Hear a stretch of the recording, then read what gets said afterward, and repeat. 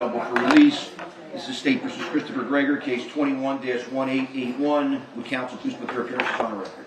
Your Honor, Christine Lento appearing on behalf of the state. Assistant Prosecutor Jamie Trung for the state. Good morning, Ms. Lento. Good morning, Ms. Strong. Good morning, Your Honor. Mario Bellucci, along with Andrea Ferrante on behalf of Christopher Gregor, who's seated next. Good morning. Good morning, everyone. Hi, Mr. Gregor. Mr. Gregor appears again in a suit and tie, appropriately dressed for court. Jury is ready. We counsel asked the conference on a couple of issues, so that was the reason for the delay. I suppose we have the jurors come over now and go in the jury room. We can discuss any further issues while they're in the jury room. Yes, Judge, thank you. All right. Court staff is on the way.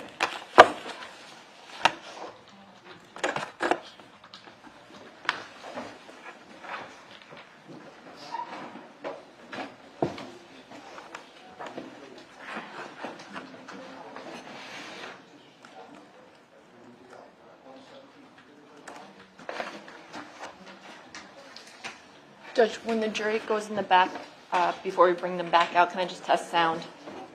Can you do what? Can I test the sound when the jury Yes, goes? absolutely, Thank you. yes. That was my plan. We can discuss anything we need to while the jury goes in. Okay, thank you. You can test. Video.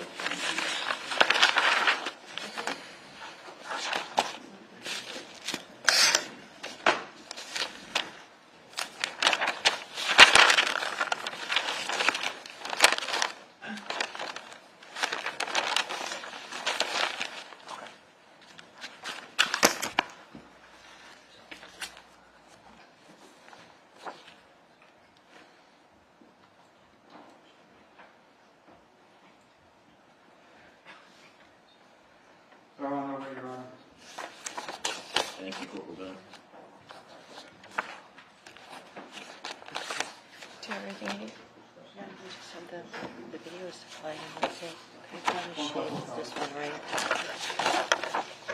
It's 48. No, she's those. Oh, that's okay. These are mine. Those are the ones you have, so Yep, you have that's all this. those, you This can is fire this it up. one. Yep. I'm gonna drag this to my desktop when the jury's not in the room.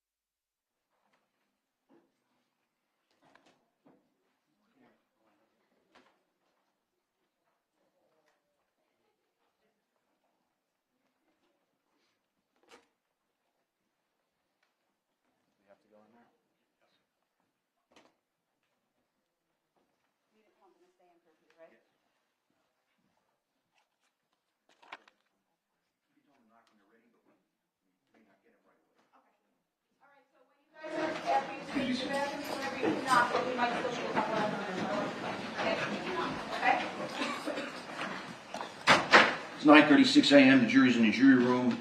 Anything from counsel outside the presence of the jury? Your Honor, I think they approach sidebar. Sir. Thank you.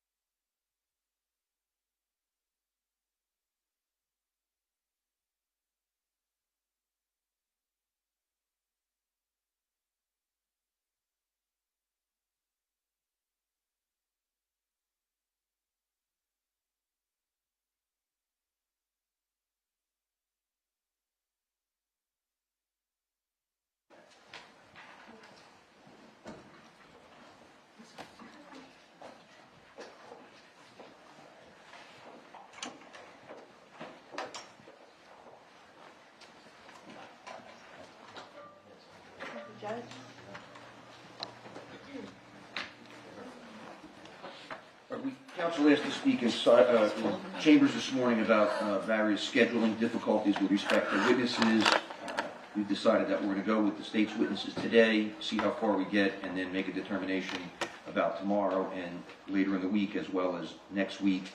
The witnesses in this case, many of them are either medical professionals and or have significant distances to travel to get here. So, and some of them have other prior commitments where they're unavailable for certain dates. So we're going to address that as we go along this week. In addition,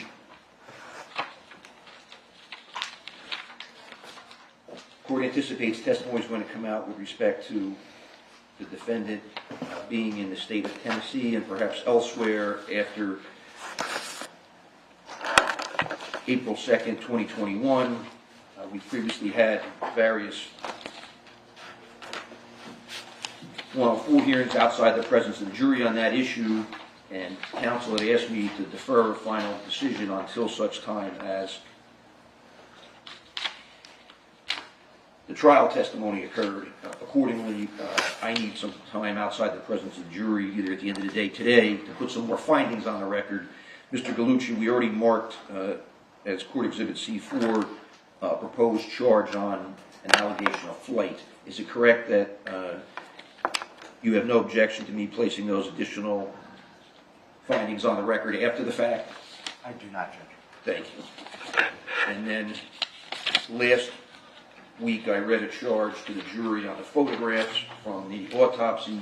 Madam Clerk, I don't believe we ever marked that as a court exhibit. Did you mark that? C9. C9 next in order. Thank you. It is now, yes.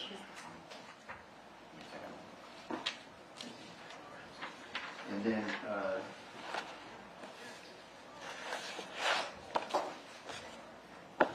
I did a proposed charge on deleted text messages, which Mr.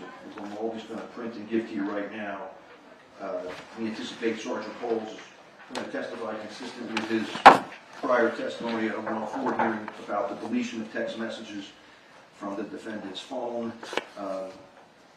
I was going to draft that similar to the flight charge, Mr. Gallucci, where the defendant has the ability to offer an explanation. Is that explanation that he was being threatened, or is there some other explanation? That's the explanation, yes. All right, so we'll give you that charge as drafted. Take a look at it, and at some point let me know if you find it acceptable and when you want me to give it. If we're going to hear from the detective, I guess, from the CSI unit that went down to Tennessee and took his car and phone, I would probably want it after that. All right. All right? Very good. So we'll have a break or whatever to look through that proposed charge, and you can comment on there any revisions you'd like made to it then. Thank you, Judge. All right. Anything else from counsel? No, Judge, thank you. Ms. Trung, do you have an opportunity to test the video? I'm going to do that right now, Judge. Okay, go ahead. Thank you. Part of the uniform.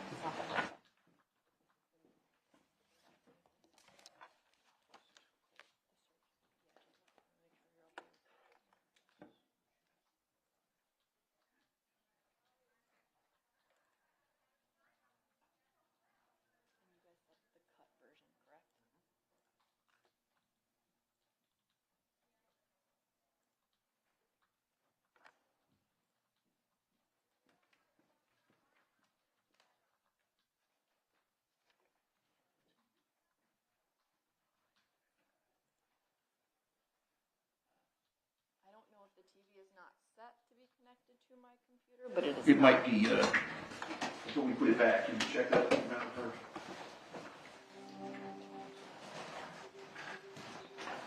There you go. Thank you.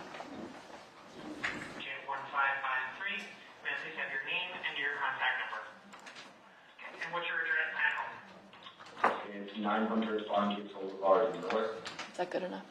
Yeah, I think Okay. you could, And the yeah. one that says cut. The one with the cut version, I think. And it was correct and everything.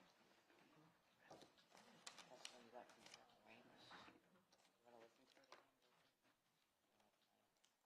I can listen to the cut version.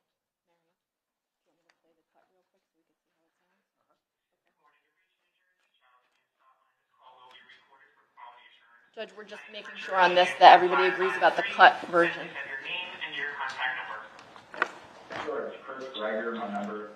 And you calling from an agency or a facility today? No. MICCIOLO. And your address at home?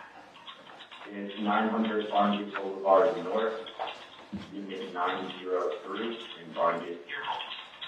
Just my dog, my son, and me. Alright, and who is the mother to the child? That is the person I'm calling about. Chris? Correct. Okay, and where does she live at? I'm unsure. Do you have a phone number for her or any credit card debt? I don't have it readily available, but you guys have been involved with us, so I'm sure that it's in the documentation. Do you want to listen to all of them? Yeah. Sure. Alright, and what were the concerns today for the child? So, as my son had described, that it was from football. Now, fast forward to yesterday, actually, it was this past weekend, my son needed to go get an evaluation done within 7 business days, or 7 days, excuse me. His son's mother, and I had no idea what was going on. She would not leave my son's side, and I was not able to be there for my son. And then furthermore, my son came back this morning, and he was stating to me that his mom said that he had to tell the doctor that I had taken him and things of that nature and coaching him. I tried to call up the caseworker, but of course he's not answering. She said that the caseworker told her to disregard the visitation and to go to the hospital. No, I'm just going. I'm sorry. I'm going over the specific redactions with Mr. Coming up Galucci. right now. Restrict any sort of contact with Did I skip any it? sort of documentation or court order involvement, kind of stating that. So that does not appear accurate. But I mean, and I can obviously note what you're telling me, and I know that the worker didn't answer, and the worker is probably. Did I skip it? The office is closed today. So this information will get, passed on to a worker. That way they can see this information as part of the case. But no, there's nobody available at this point in order for you to speak to. No, and I figured as much, but I wanted to document that my son had came home Okay. today after he was supposed to come home at 5, so I was not able to be there for my son. Okay. And he said it was at the direction of DCP&D. And furthermore, the big issue for me is, she put in an abuse allegation and then said it to the lawyer twice. Okay. One on top. All right, so the court made a prior ruling about the redaction of certain statements from that recording. Mr. Galucci, you're satisfied those have been redacted? I am, Judge. Can you bring the jury out? Any further? No. Thank you. Thank you. Jury out at 9:48. Good, right? Jury out. All rise.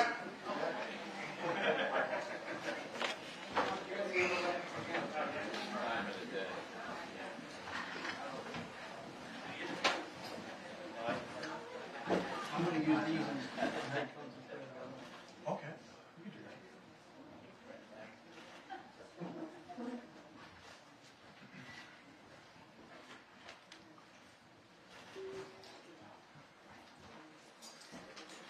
We're changing it up today? Please be seated. But you have your phone.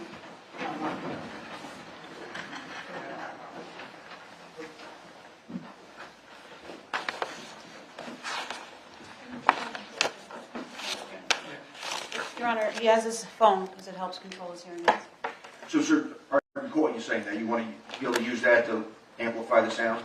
Yes. All right, and you understand, obviously, you can't do anything else with it, correct? Thank you. Well, good morning, ladies and gentlemen. Thank you again for your patience and your presence here today. Any concerns or issues you need to bring up at all? All right, seeing none, we're going to proceed with the state's next witness. Who would that be?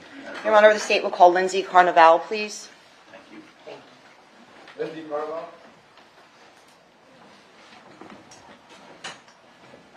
Hi, ma'am. Good morning. Come on up.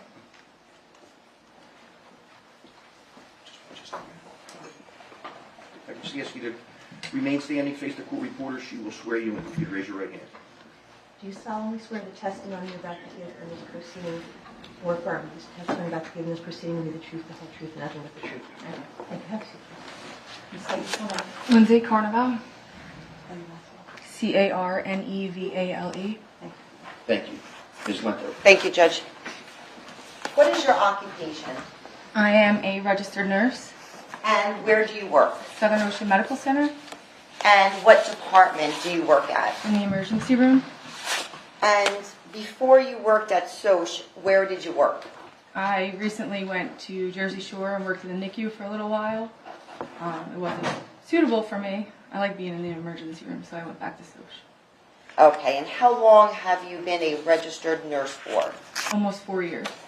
Now, before you were a registered nurse, what was your occupation? I was a paramedic Where did you work as a paramedic? at Monarch, How long did you work as a paramedic for? about 15 years. Can you tell the jurors about your education? I went to paramedic school for 2 years. I have advanced cardiac life support, pediatric advanced life support, CPR certified.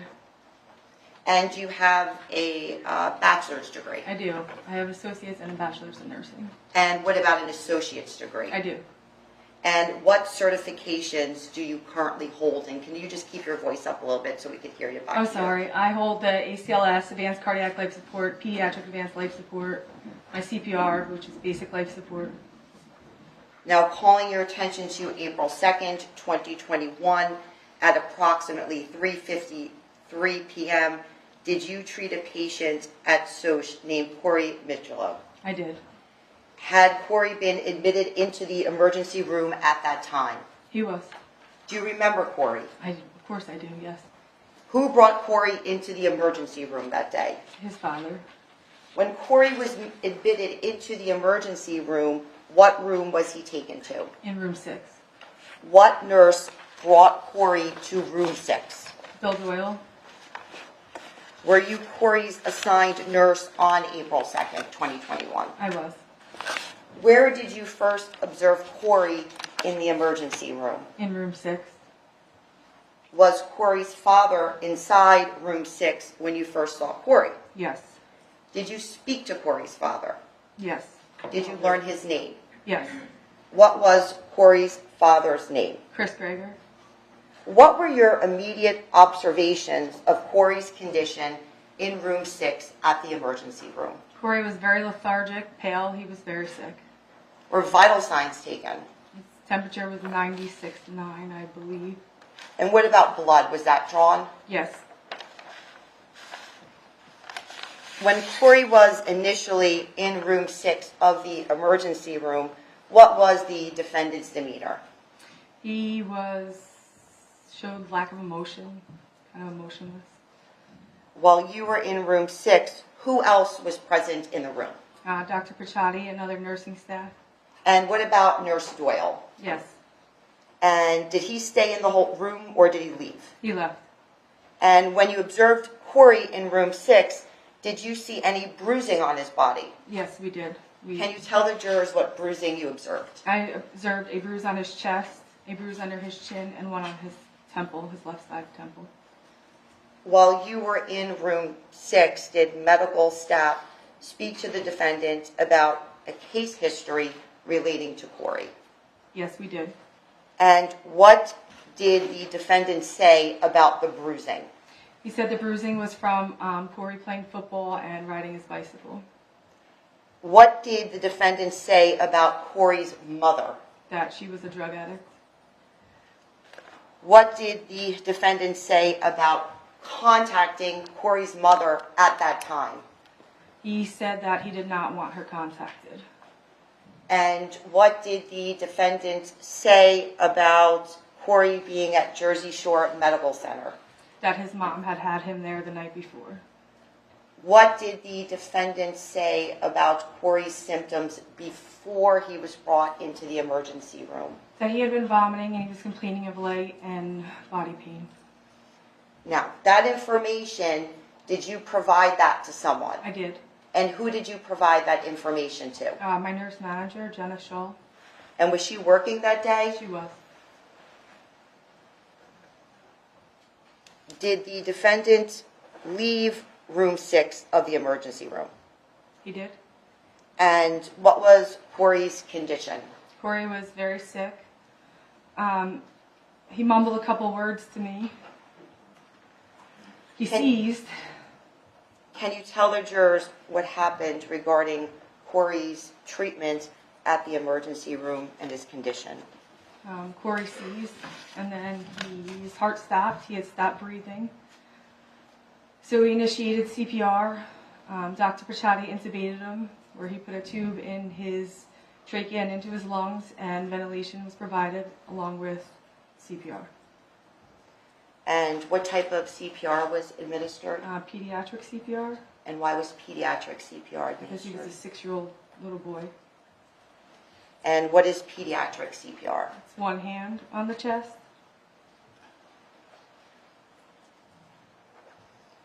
Was Corey taken for a CT scan? He was. At one point, we had regained pulses, and we attempted to bring him down a CAT scan, and when we had gotten a CAT scan, he lost pulses again, and we were unable to do it and had to bring him back. So after that, what room was Corey brought back to? Room 6. Did the defendant then return to the area of room 6? He did. And were you present inside of room 6 at the time? I was. And what medical staff was present in room 6 at this point?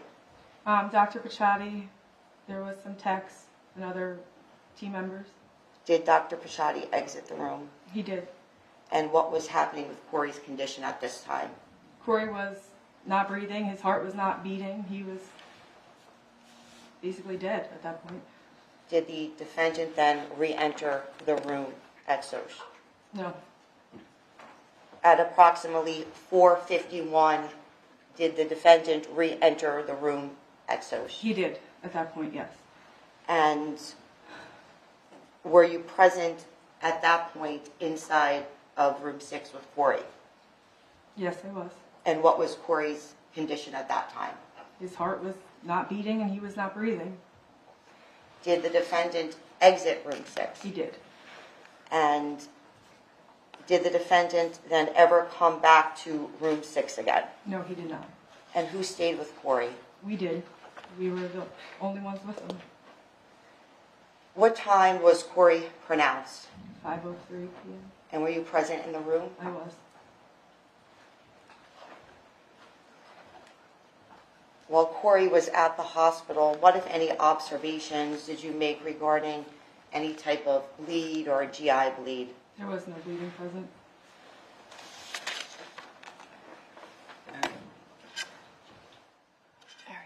If I may approach, I'm now going to show the witness what's been marked S48D, S48E, and S48F. Do you recognize those? I do. And can you tell the jurors what those are? They are CDs of surveillance from the hospital the day Corey was admitted to the emergency room. So that is surveillance from April 2nd of 2021. Yes.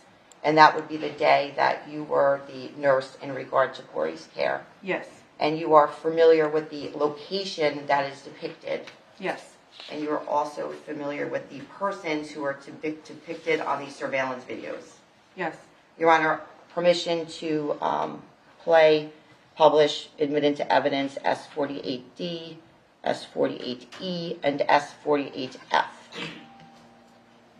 Mr. Galucci, any objection? None, Judge. S48, D, E, and F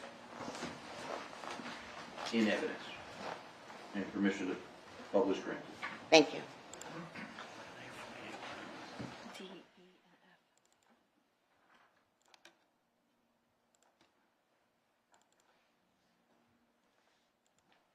Do you want me to play D now? D.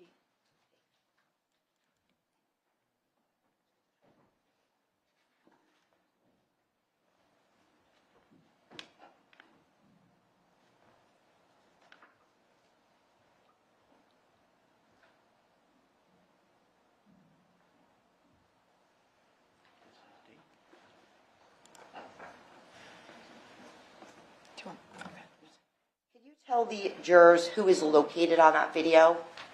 One of our nurses, Jamie. And does that accurately depict the defendant leaving room 6 for the first time on April 2nd of 2021? Yes.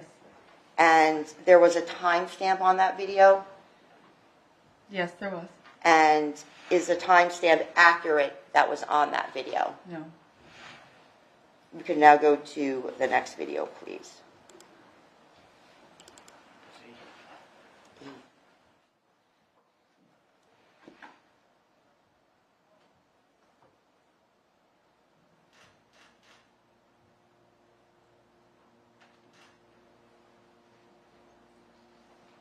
And can you tell the jurors who is located on that video? Chris Gregor and one of the techs, Richard. And what area of the hospital does the video show? The hallway going to the family waiting room. And there was also a timestamp on that video. Yes, there was. Is that the correct time? No. If we may now go to the next video, please.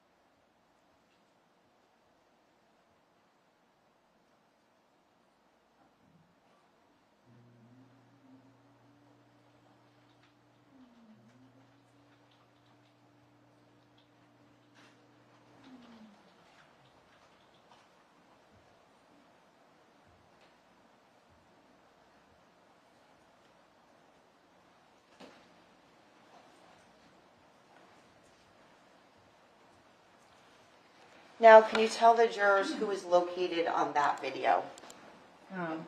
Chris Gregor, Jenna Shaw, Jamie Jocelyn, one of our techs. And Jenna Shaw, who would that be? Would that be the The blonde? nurse manager, yeah, the blonde.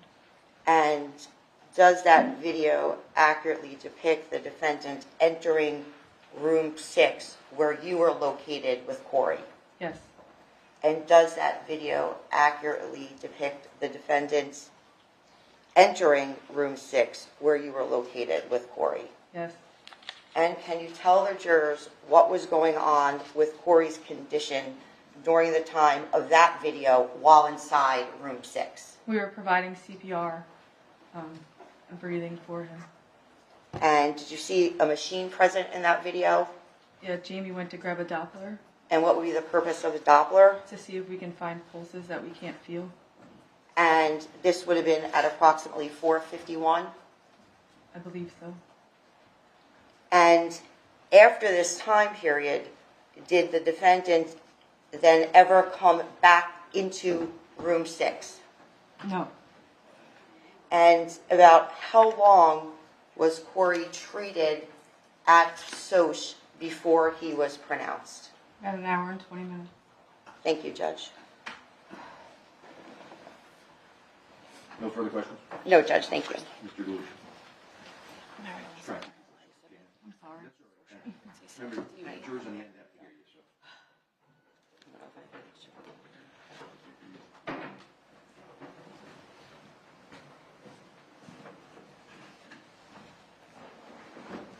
How are you? I've been better.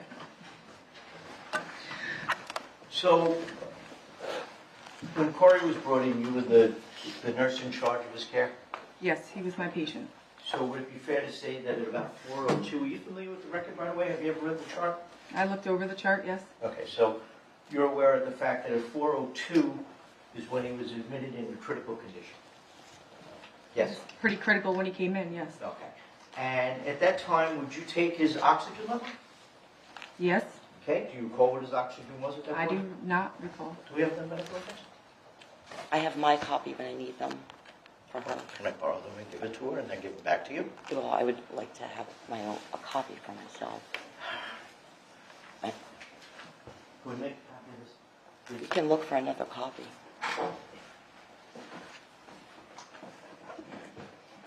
Judge, can I have a second to look for another copy? Thank you.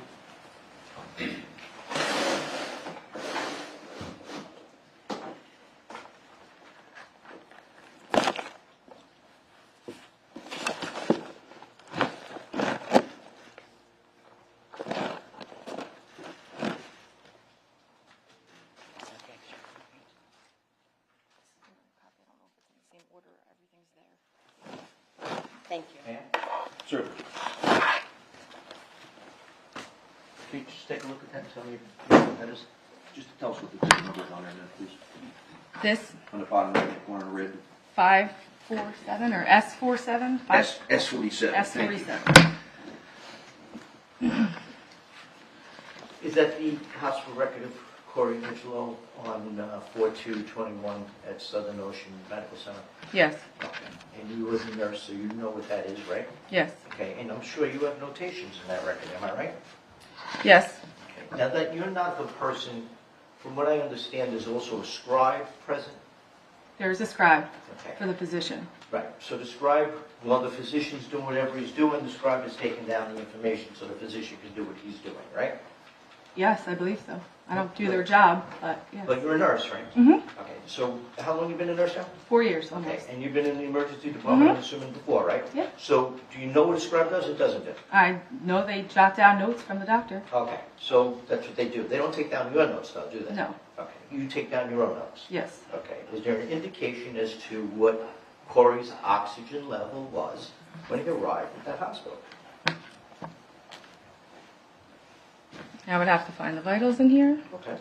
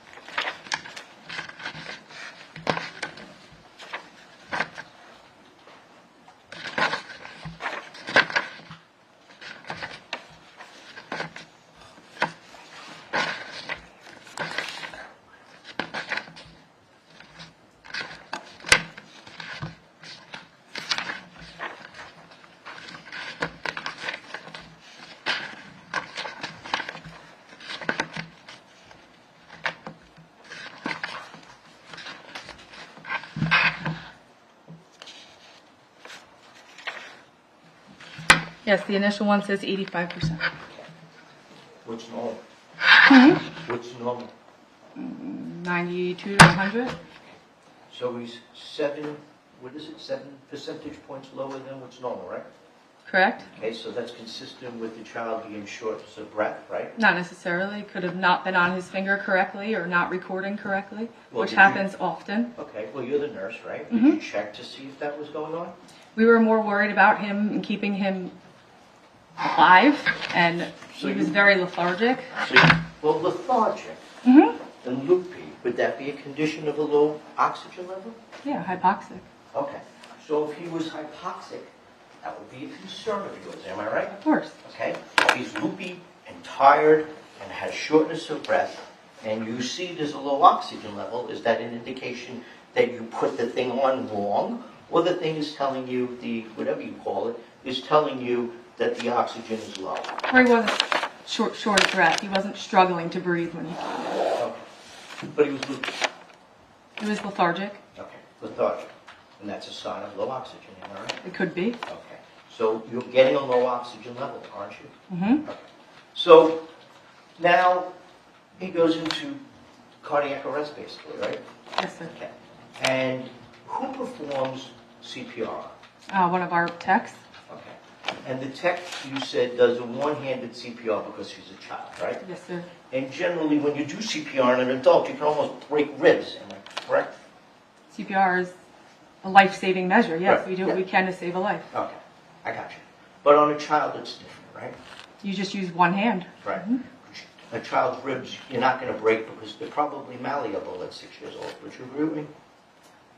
I guess. Depends. Well, I don't want you to guess. You're a nurse. I'm a lawyer. So here's a 6-year-old's ribs, malleable or not, and is that the reason Objection, why Judge. you perform CPR differently on a It's child? because they're smaller and their stature is smaller. Okay. Objection's overruled, that's fine. Okay. So it's different, right? Yeah, it's different. Body So- structure is different. Now, you testified that Mr. Gregor left the room at some point, and I see him being escorted by somebody down the hallway into another room. Who is that person? One of our techs, Do you know who? Richard. Okay. And why was he escorted? I'm not sure. I wasn't escorting him. Okay. Well, were you in the room? Yeah, I was taking care of his son. I wasn't Well, did you- escorting him out of the room. Okay. Well, is it normal to have a father sit in the room while you're performing life-saving techniques on the son? Yes. Okay. So you're saying that he was escorted out of the room because he wanted to get escorted out of the room? I can't answer that. I don't know. I was paying attention to Corey. Okay. So if you're paying attention to Corey, how would you know he was under emotional? Because I saw him the second time he came in. Okay. So you're looking at him, not paying attention to Corey, or you're not looking at him and paying attention to Corey? Both. You're doing both. Mhm. Okay. So you're saying that he was escorted out of the room. You don't know if he was escorted out of the room because he wanted to leave the room or because he was escorted out of the room because you were performing life-saving techniques. I don't know why he was escorted. But was he brought to a waiting room? I'm assuming yes, he Or was. is there a waiting room in Southern Ocean Medical Center? There's multiple. Okay. Is there a waiting room outside the pediatric unit or wherever we were where room 6 was? He went to the family waiting room. Okay. So what's the family room for? People to sit there and Wait. yeah. Okay. And was he escorted out of there to sit and wait? I guess I didn't escort him. Is it the first time you've ever seen a person escorted out of a room in an emergency room? Objection, Judge. Speculation. It's overruled. No. Okay. So people leave that room when things are being done to patients. Am I right? Yes. Okay. Thank you. So now we have a tragedy. The child dies and somebody goes to get him from the other room. Am I right? Yes. And we see him being brought into that room. Right? Yes. Were you the blonde that was running around trying to hide him? Because there were a number of people in there. No. Okay. Where were you at that time? With Corey. Okay. So you were actually in treatment room 6? Yes. Okay. So while you were in treatment room 6, did you have an opportunity to see Christopher come in? When he walked in briefly, yes. Okay. Briefly. By the way, are you a member of Justice for Corey? Yeah. Okay. So now you see him brought in, Mm-hmm. and then you don't pay any more attention to him. No. Okay, so you don't see them bring a chair over for him to sit in. No, that was outside the room. I was Okay. inside the room. Okay, so you don't see them bring. How big's the room? Not very big. Okay, so if this is the bed that Corey's in, where are you? Right next to the bed. Okay, so you're here. Where's the doorway? That way. How far? A couple feet. By their desk or closer to their desk? Closer to their desk. Okay. Is that right? I guess, yeah. Well, I wasn't there. Yes. Okay. So you're saying you're standing here and you don't see them bring a chair, you don't see him crying, you don't see any of that. I didn't see them bring a chair, no. Okay. Did you see it just now? I did. Okay. Did you see them have to bring screens to give him privacy? We do that with every. Okay. Did you do it in this one? I don't care about everybody else. Was it done? It's common Okay. practice. Yes. Okay, but it was done, right? Yes. Okay. Was he having a breakdown? Uh, You don't know. Well, did you just watch the video? I did. I saw the video. Okay. When you saw the video, did you see him cry? I saw him cry. Did you see him show emotion? Yeah. Did you see him upset? I guess. Okay. Did you see him have to sit in a chair? Mm-hmm. Did you see people have to come to his aid? Did Yes. you see him put up privacy screens? Yes. You saw all that, right? We always do that. Okay. Yes. Yeah, you always do. But you did in this case, right? Mhm. Okay. So he was not emotionless. Right? We just saw the video. He had lack of emotion. Okay. Very good.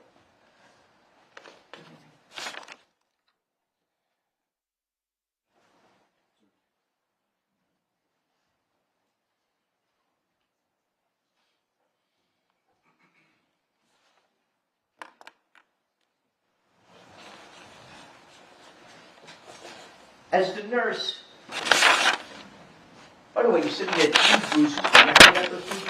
I do not know. Okay. Do you know when he got those bruises? I do not know. Okay. So, but you're aware of the record, right? Did he have any bony injuries to him? I'm not sure. Okay. Look at the record.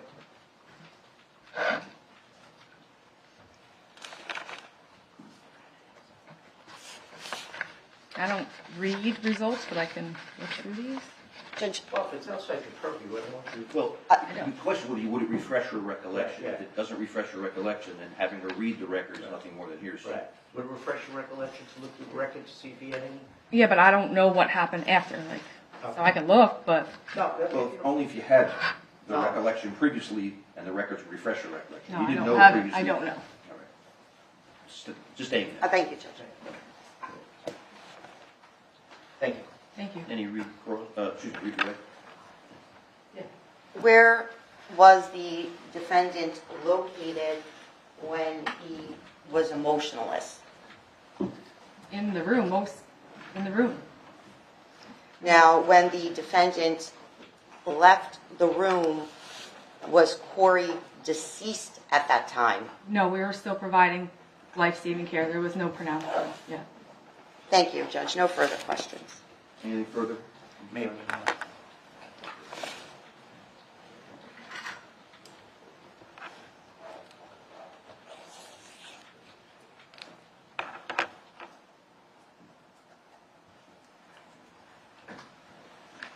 When Christopher was brought back into the room from the waiting room, were you still doing life-saving techniques on Corey? Yes.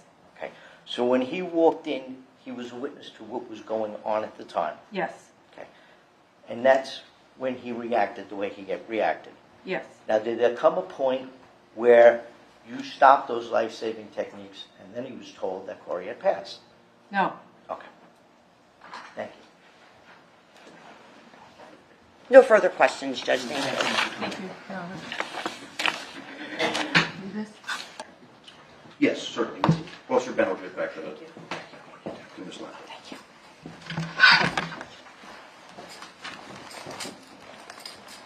Does the state have another witness, or do you need another moment? Judge, we have 1 second.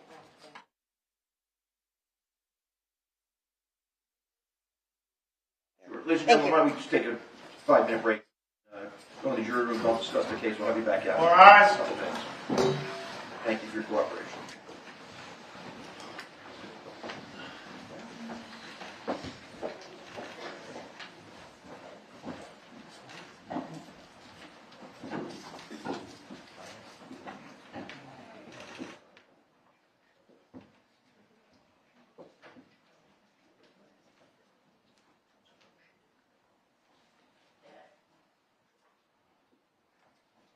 All right, it's 10:19, the jury's in the jury room. We'll give state an opportunity to make sure the witness is available, rather than just have the jury sit here with no witness. I'll be right back out when you're ready.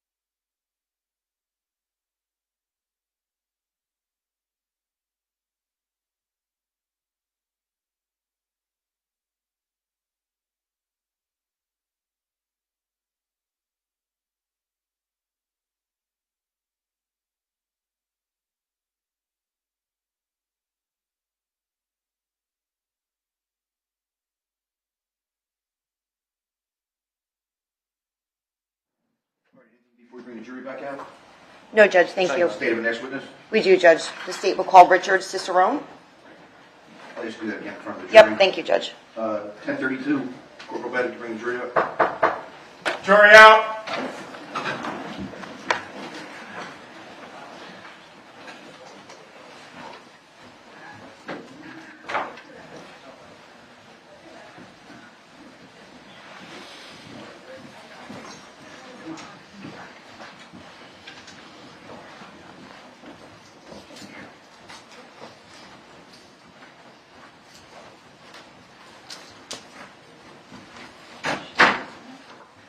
All right, thank you, everyone.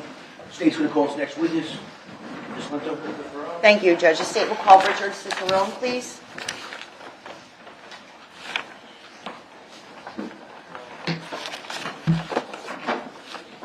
Yes, sir, good morning. Come on in.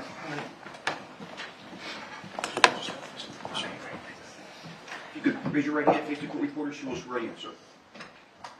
You solemnly swear the testimony, swear or affirm the testimony you're about to give in this proceeding with the truth, the whole truth, and nothing but the truth. I do. Thank you. Have a seat. Please state your full name and spell your last name. Richard Cicerone, Cicerone. Thank you. Thank you, Ms. Linto. Thank you, Judge. Mr. Cicerone, where do you work? I work for the Division of Child Protection and Permanency at the Child Abuse Hotline. And what are your responsibilities at the Child Abuse Hotline? We field phone calls that come into the hotline where a caller may be making abuse or neglect allegations, and then we route them to the appropriate source. Are you considered a screener? Yes, I'm a screener there. And are the calls that come into the Child Abuse Hotline recorded? They're all recorded, yes. Now, on April 2nd at 10:04 a.m., did you receive a phone call through the Child Abuse Hotline from a person who identified himself as Chris Gregor? I did. And did you engage in a telephone conversation with Chris Gregor? I did. And was this telephone conversation recorded? It was.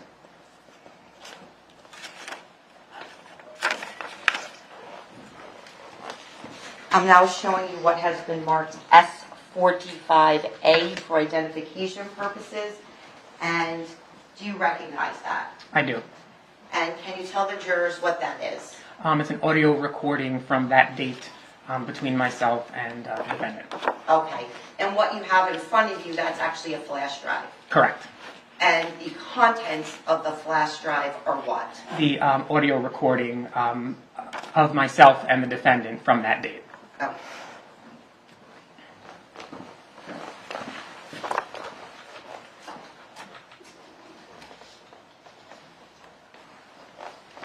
Now, you reviewed that audio recording before you came to court today, Yes. and you're familiar with it. Correct. I'm now showing you what has been marked S45B for identification. Can you tell the jurors what that is? This is a transcript of the audio recording from that date. And before you came to court today, you reviewed that transcript and you compared it to the contents, the audio recording on S45A. Correct. And does that transcript accurately depict the recording that you previously had reviewed? Yes, it does. Your Honor, at this time, the state would move S45A into evidence, permission to play the recording. And we'd also ask that the transcriptions be distributed to the jurors as well. Okay. Thank you. All right, so S45A is in evidence. Ladies and gentlemen, S45B is the transcript. As with the other transcript we had earlier in the trial, the transcript is merely an aid for you to follow along. If you believe the recording is different than the transcript, your conclusion as to what's on the recording controls. In addition, I have to give you an instruction with respect to this. S45A is for your consideration as a recorded statement allegedly made by Mr. Gregor. It is your function to determine whether or not the statement was actually made by Mr. Gregor, and if made, whether the statement or any portion of it is credible. You may consider all the circumstances surrounding the statement in making the determination with the following caution. I instruct you that in this case, certain portions of the recorded statement have been blacked out or not provided to you. You'll see that marking on a couple of pages of the transcript.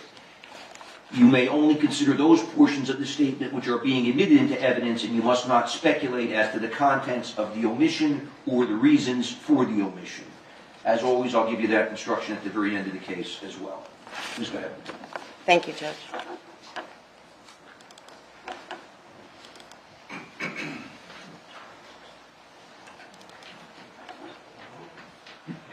Good morning. You've reached New Jersey Child Abuse Hotline. This call will be recorded for quality assurance. My name is Richard, Agent 1553. And your last name, how do you spell your last name? Gregor. And you calling from an agency or a facility today? No. And who's the child you're calling about? What's their name? His name is Corey Mitchell, CoreyMicciollo.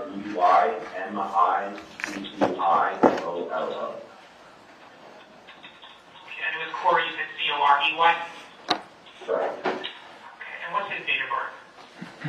May 1st, 2014. And what's your relationship to him? His father, and he primarily resides with me. And what's your address at home? It's 900 Barnegat Boulevard North, Unit 903 in Barnegat, New Jersey. What was the unit number? 903. All right, and who else resides in your home? Just my dog, my son, and me. All right, and who is the mother to the child? That is the person I'm calling about. Her name is Brianna, Breanna, same last name. Same last name as Corey's? Correct. Okay, and where does she live at? I'm unsure. Do you have a phone number for her or you can contact? I don't have it readily available, but you guys have been involved with us, so I'm sure that it's in the documentation somewhere. All right, and what were the concerns today for the child? So, essentially, his mother has put in an emergent application after filing,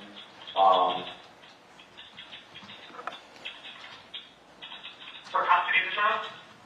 yeah, so she essentially filed with the continued abuse allegation, where there's a worker that has to be involved. The worker came out to the house unannounced for his first visit, has discussed with my son privately what happened to the bruising that he had. My son had described that it was from football.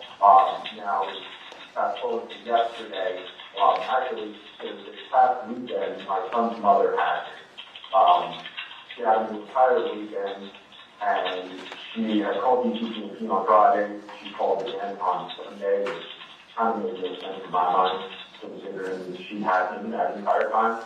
Nonetheless, now fast forward to yesterday. Yesterday, the DTP worker that we had been working with informed me that my son needed to go get an evaluation done within 7 business days, or 7 days, excuse me. His son's mother then decided that to take it upon herself during the 3-hour visit yesterday to take my son to the doctor, to the hospital, and she just went video silent, essentially from 7:30 until 1 o'clock in the morning. And I had no idea what was going on. She would not leave my son's side, and I was not able to be there for my son. And then furthermore, my son came back this morning, and he was stating to me that his mom said that he had to tell the doctor that I had hit him, and things of that nature, and coaching him. I tried to call a caseworker, but of course he's not answering. She said that the caseworker told her to disregard the visitation and to go to the hospital. So, which I imagine is not the case, considering we had up to 7 days to do so, that it didn't have to be done the same day and against a court order. So I mean, I can tell you that even not knowing this case at all, it's not something that DCP&P would, restrict any sort of contact without any sort of documentation or court order involvement, kind of stating that. So that does not appear accurate. But I mean, and I can obviously note what you're telling me, and I know that the worker didn't answer. The worker is probably, well, the offices are closed today. So this information will get, passed on to a worker. That way they can see this information as part of the case. But no, there's nobody available at this point in order for you to speak to. No, and I figured as much, but I wanted to document that my son came home today after he was supposed to come home at 7:30 last evening. His mother refused to leave his side, so I was not able to be there for my son. And he said it was at the direction of DCP&G. And furthermore, the big issue for me is, she put in the abuse allegations and they said it to the worker twice. Once on Friday, once on Sunday when the worker came back out. Now, after she had him for an extended period of time yesterday and had him at the hospital and was coaching him to say that I hit him, he said it. So my big concern is just, that her coaching is going to be disregarded and going to be regarded in his statement. And I'll definitely make note of what you're saying, and the worker has to take all things into account. And I obviously can't speak for how the case itself is going to be managed, but I mean, I will note everything that we're talking about and make sure that the worker gets a copy of it. Yeah, because realistically, the worker has spoken to my son at my residence, and my son's very comfortable here, so there's no issues with that. And my son, I didn't even know the worker was coming. So even if I wanted to do something like she did and coach my son to say a particular thing, I had zero time to do so.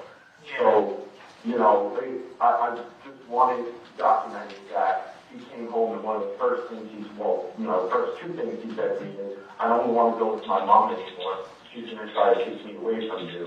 And then he also said that, mom told me to lie, and I had to lie. And that was a huge concern of mine. Yep, I'll definitely make notice. I do have some mandated questions to ask you about your household, as well as mom's household. And if you don't know the answers, you can just tell me that you're unaware. Sure. All right, what's the race and language of everybody involved? White and English. Any domestic violence, criminal history, or current substance abuse issues for anybody that you're aware of? Not my household, their household, yes. The mother has significant substance abuse issues with methamphetamines, amphetamines, and heroin. And I actually am highly concerned that she's relapsing at this time. What can you believe that she's relapsing at this time? She's acting very erratic, and it's extremely out of character for her, and there's no rationale behind it.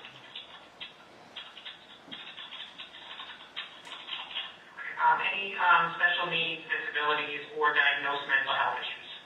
Well, also I wanted to say that the mother's sister, so my son's aunt, who by court order is not supposed to be around my son, is around my son, and she just got out of jail for drug charges. And then there's also the criminal grant. Sure.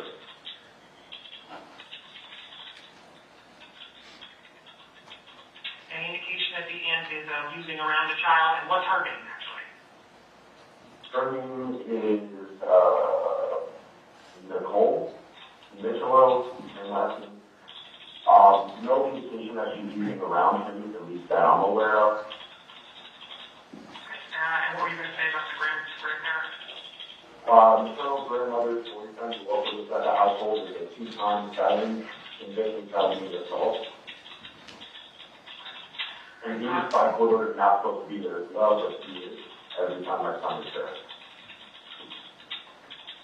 All right, and related to mom's drug issues, I know you said that you believe she relapsed. Any indication besides her acting erratic and irrational? Like, did anybody say they saw her to be influenced, or any specific evidence of her using drugs? Not specific evidence in that regard. Also, she started hanging around her ex-boyfriend who she was using with. She's been around my son as well, which is also against court order. Any safety concerns in either home for a worker? Any vicious animals, weapons? No, not I'm aware of. Any child prostitution, pornography, or forced labor regarding anybody? Not here, and not that I'm aware of over there. Any international travel for anybody within the last 14 days? No. Anybody either having COVID-19 or suspected to have COVID-19? No. And anybody having any series of respiratory infections, cough, sore throat, anything like that? No, but going back, I remember you asked a question about like mental disorders and things like that. The mother has PTSD from being bullied in middle school, and my son is diagnosed as emotionally disturbed. The classification he had when he lived with his mother based on the past aggressive behavior he showed, which does not exhibit anymore. And I know that he's with you now. When is the next time he's due to see mom? I believe it is next Tuesday. What time do we know? 4:30 to 7:30, but knowing her, it will go over, she'll find an excuse to justify bringing the court order again. And that contact that she has with him, when it happens, is it unsupervised? Yes. Right. All right, so this will go out to our Ocean South office. That way they have this information as documentation. Is there anything else I could do for you? No, that's really it. I'm just, worried that if she coached him to say something, he came home and told me it, but, maybe it's going to be considered, and it's just a huge concern of mine. On top of everything else. Well, if everything does work out, I'll definitely make this notification. All right, thank you. Have a great day. You're welcome. Have a good night.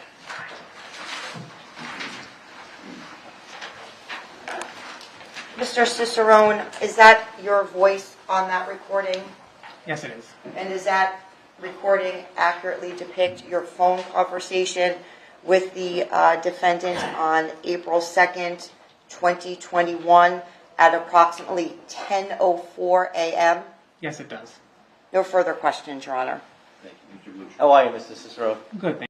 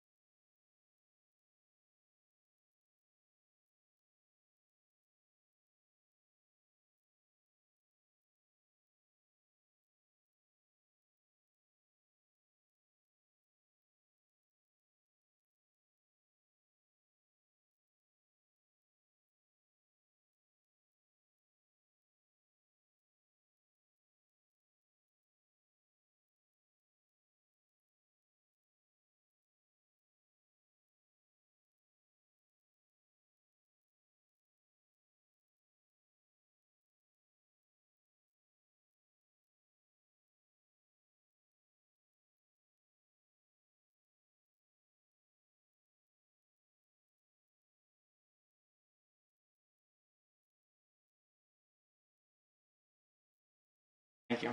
So you work in a center, right? Yes. And you receive phone calls from different people during the day, Yes. and then it's your job to take the information, it's recorded as we see here, and then you pass it along, right? Correct. Now, do you have access at that time to any information about the case that the person is speaking to you about at your fingertips? Yes, at that time. Okay. So when Mr. Gregor is talking to you about her being directed, I believe it's on page 3 of 7, where he's telling you that she told him that she was to disregard the court order and go straight to the hospital, and you responded by saying that's something that DCP wouldn't do unless they had a court order, right, or something to that effect. Were you aware whether there was a court order at the time? I was just making a statement for generally. I hadn't even looked really into the case to know about any history at that moment. Okay. So I was not aware there was or not a court order. Okay. But it would be generally DCP&P's position as an employee there that they wouldn't make a recommendation like that unless they actually were told. Objection, to do Judge, that. it's speculation. Oh, Well, based upon your experience and your knowledge, it would be speculation. Was that something in your experience and knowledge? Can you repeat the question?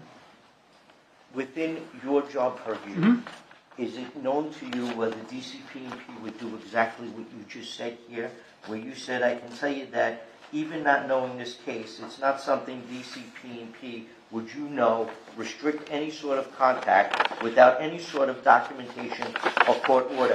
Do you know that to be true?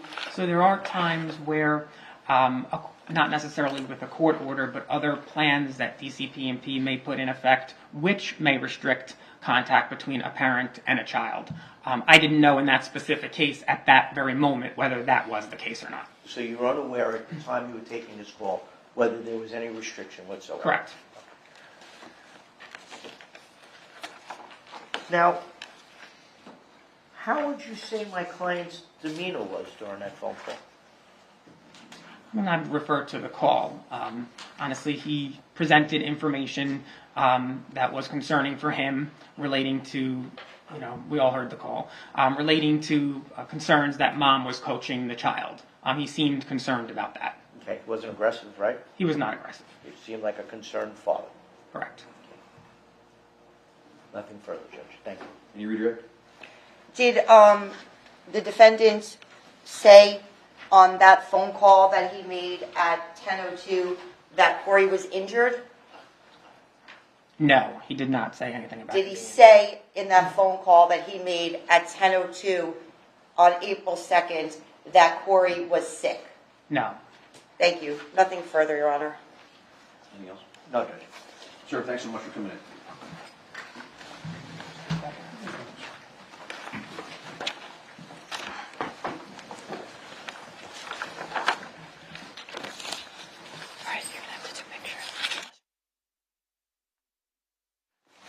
Yes, Judge.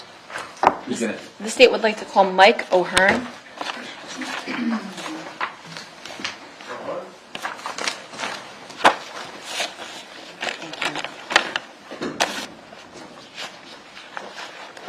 Hey, detective, come on up.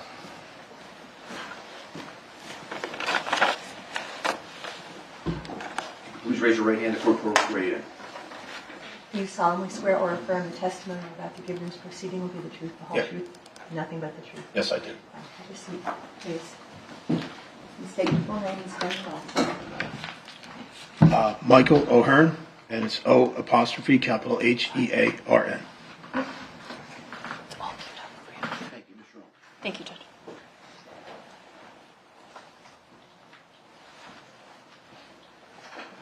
Good morning. Morning. Who do you work for? Ocean County Sheriff's Office. And in what capacity do you work for the Sheriff's Department? I'm currently a sergeant assigned to the crime scene unit of the Sheriff's Department. And when did you begin your employment with the Ocean County Sheriff's Department? June 21st, 2004. Just talk louder. Sorry. There's a lot of people in here. I have allergy issue right now. Sorry. I apologize. When did you begin your employment? June 21st, 2004. Okay. Did you have any law enforcement experience prior to your employment with the Sheriff's Department? I was Class 2 in Beach Haven Police Department for a short time. All right.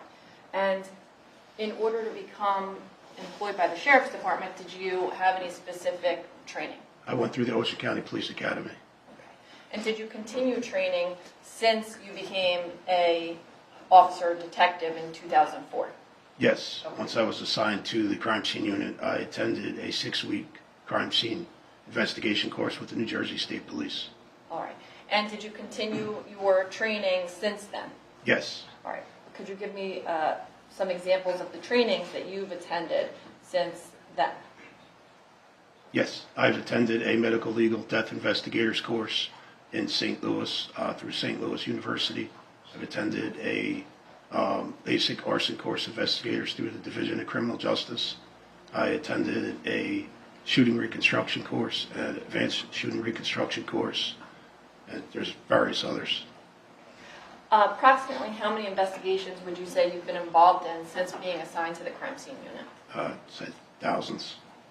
And when did you get promoted to sergeant? In 2018, May. And I just don't remember, what year did you get assigned to the crime scene unit? I was assigned to the crime scene unit February 22nd, 2011. So from 2011 until your promotion, you were a detective there? That's correct. All right. And are you still assigned in the capacity of a sergeant today in Yes. that unit? All right. Did you become involved in the investigation into the death of Corey Mitchell? Yes, I did. All right. And what did you do in regard to your involvement? On April 6, 2021, I responded to Alcoa Police Department in Alcoa, Tennessee with Detective Capuano from CSI, Detective Purcell from Barnegat Township Police Department, Detective Mitchell from Ocean County Prosecutor's Office, in reference to a search of Christopher Gregor's vehicle. And why did you do that? To search the vehicle. Do you know where the vehicle was located? Yes, the vehicle was located at Alcoa Police Department's impound lot. Do you know how it got there? Yes, it was seized during a traffic stop. Okay. And do you know who the operator of the vehicle was? Yes, Christopher Gregor. Okay. And do you know if anybody else was present? There was a passenger with Mr. Gregor. Now, when you got to Tennessee, was the defendant still with the vehicle? No, Did you have any personal interactions with the defendant? I did not. Okay. And did you meet with anybody from the police department in Tennessee when you were there? Yes, Detective Vandergriff and Detective Waters from Alcoa Police Department. And so when you got down there, what, if anything, did you do? I photographed the vehicle and conducted a search and inventory of the vehicle's contents. Okay. So you said you searched the vehicle. Correct. All right. And you inventoried the contents? That's correct. Did you document your inventory of the contents anywhere? Yes, I did, in my report. Okay. And did you actually take anything from the vehicle? Yes. Okay. Did you document that anywhere? Yes, I did, Where'd you document it? in the report. Okay. And among the things that you took from the car, were there any electronic devices? Yes, there were. All right. Could you tell us what, if any, electronic devices there were? Yes, there was a silver thumb drive collected from the driver's side rear seat. There was a white thumb drive collected from passenger side rear door pocket. There was a drone underneath the driver's side, or passenger side front seat. And there was a LG track phone inside of the center console. What is a track phone? It's a prepaid cellular phone. Did you seize those items? Yes, they were collected into evidence. Okay. And did you recover anything, did you and the detectives you were with recover anything from the members of the Alcoa Police Department? Yes, Detective. Well, I'm sorry. Detective Vandergriff turned over 2 cellular phones to me that were seized during the traffic stop. Okay. Did all of these items that you've talked about come back to New Jersey? Yes, they did. And you said you took photographs? Yes.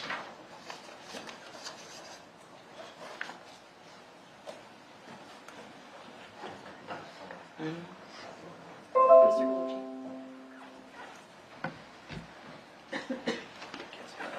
81, 82. Your Honor, may I approach the witness? Sir. Sergeant, I'm showing you what's been marked as S81 and S82 for identification.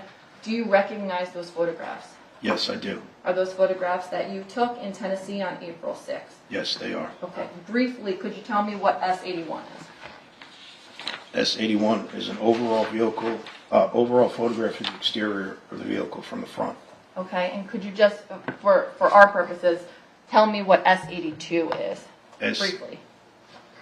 S82 is a picture of the rear passenger area of the vehicle. Thank you. And with regard to S81 and S82, does the vehicle and the interior appear in these exhibits to be in the same or substantially the same condition as they were in when you were in Tennessee with the vehicle on April 6, 2021? Yes. Your Honor, permission to publish S81 and S82 and move them into evidence. No objection. S81 and S82 in evidence. Ms. Lento, could you show S81, please? Okay, we're looking at S81. Could you please describe for the jury what is depicted in S81? This is a picture of the exterior of the vehicle from the front view. And S82, please? Could you please describe for the jury what's depicted in S82? That is a picture of the inside of the passenger compartment, rear of the vehicle. And was this photograph taken before you began your search and inventory? Yes.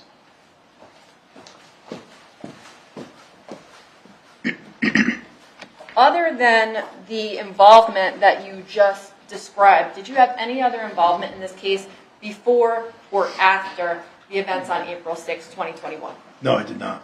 No further questions. How are you? Good, sir. How are you? Good, thanks. So, you flew down there to process the car and to seize whatever evidence you could seize from the car. That's correct. We drove, but yes. Good. All right, you drove down there. And as part of your job as a CSI, you retrieved things from the car, Correct. right? And you retrieved items, I believe it was 2 phones, you retrieved from Mr. Gregor and the individual he was with. Those were seized by Alcoa, Tennessee police at the time. That's correct, sir. And they took it, and then they handed it to you, and you vouched it the way you would voucher it, I'm assuming? Yes, I submitted it to evidence for chain of custody. And then you brought it up here. Correct. Okay. Now, in addition to seizing items that you thought, the phones, the thumb drives, by the way, the 2 drives you found, were they labeled in any way?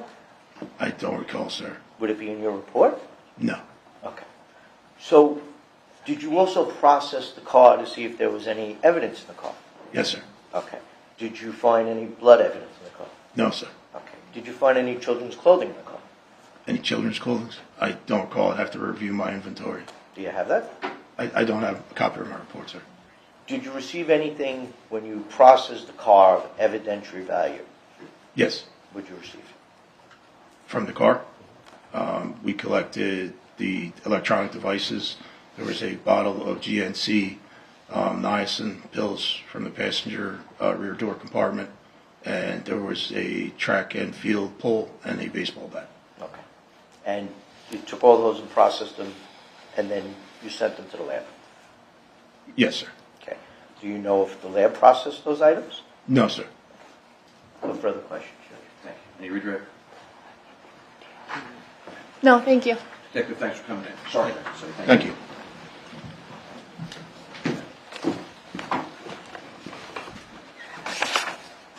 Do you have another witness available? I do. I just wanted to set some things up on the table because I have quite a few exhibits. Sure. It won't take me very long. You want to take a brief recess? I'll defer to the court. I'd rather have you go back in the jury room for a couple of minutes, ladies and gentlemen, while everyone gets ready. So thank you for your patience. We'll have you back out. All right.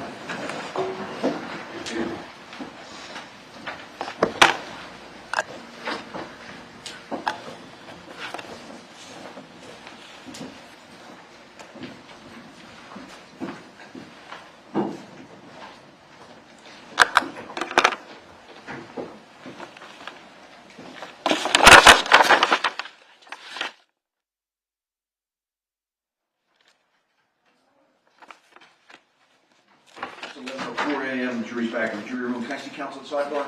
Yes. Can be seated.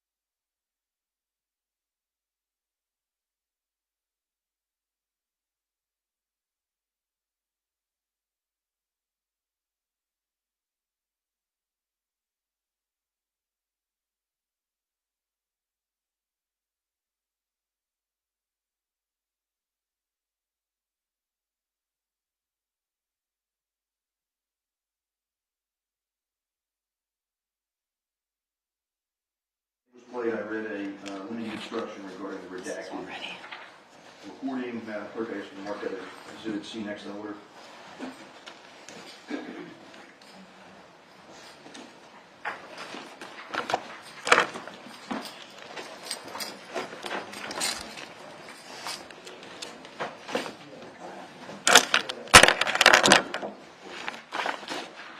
We had a sidebar conference after that witness, amongst other issues, discussed that Sergeant O'Hearn had testified that he had went to Tennessee and met with the defendant, among other things. Mr. Galucci previously marked as Exhibit C4 a charge on alleged flight. You want me to read that to the jury now after Sergeant O'Hearn's testimony? Yes, Your Honor. All right, so we'll bring the jury back in. I'll read that instruction, and at that point, state can call its next witness. Okay, thank you, Your Honor. 11:10 a.m. Jury out, please. All rise. Jury out.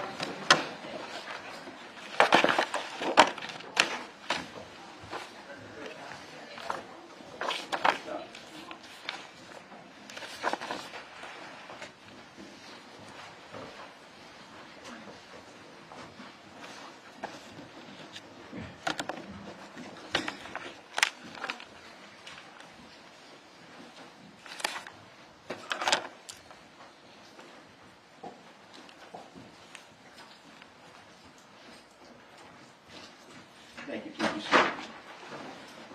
Ladies and gentlemen, before we hear from the next witness, I have to give you an additional instruction. There's been some testimony in this case from which you may infer that the defendant fled shortly after the alleged commission of the crime. The defendant denies that his acts constituted flight. The question of whether the defendant fled after the commission of the crime is another question of fact for your determination in this case. Mere departure from a place where a crime is being committed does not constitute flight. If you find the defendant fearing that an accusation or arrest would be made against him on a charge involved in the indictment, took refuge in flight for the purpose of evading the accusation or arrest on that charge, then you may consider such flight in connection with all other evidence in this case as an indication or proof of consciousness of guilt. Flight may only be considered as evidence of consciousness of guilt if you should determine that the defendant's purpose in leaving was to evade accusation or arrest for the offense charged in the indictment. There has been some testimony in this case from which you may infer that the defendant fled shortly after the commission of the crime. The defense has suggested the following explanation, namely that the defendant was being threatened. If you find the defendant's explanation credible, you should not draw any inference of the defendant's consciousness of guilt from the defendant's departure. If, after consideration of all the evidence, you find that the defendant, fearing that an accusation or arrest would be made against him on the charge involved in the indictment, took refuge in flight for the purpose of evading the arrest or accusation, then you may consider such flight in connection with all other evidence in this case as indication or proof of consciousness of guilt. If you as judges of the facts, it is for you as judges of the facts to decide whether or not evidence of flight shows a consciousness of guilt and the weight to be given to such evidence in light of all the other evidence in this case. As always, I'll read that instruction to you as part of my final charge as well. We'll continue with the state's next witness. Thank you, Your Honor. The state would like to call Raymond Coles. Raymond Coles.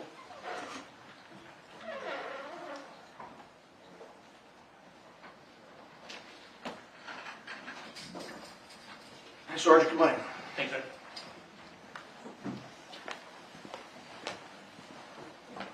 You could raise your right hand. The court will swear to answer. Good morning.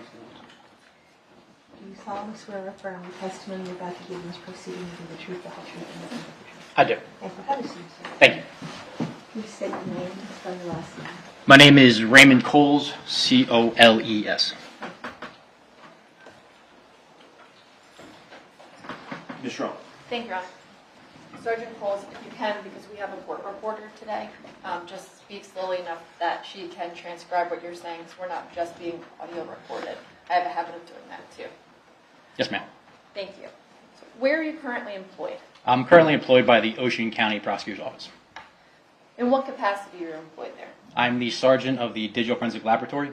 And how long have you worked for the prosecutor's office? I was first hired by the prosecutor's office in July of 2014.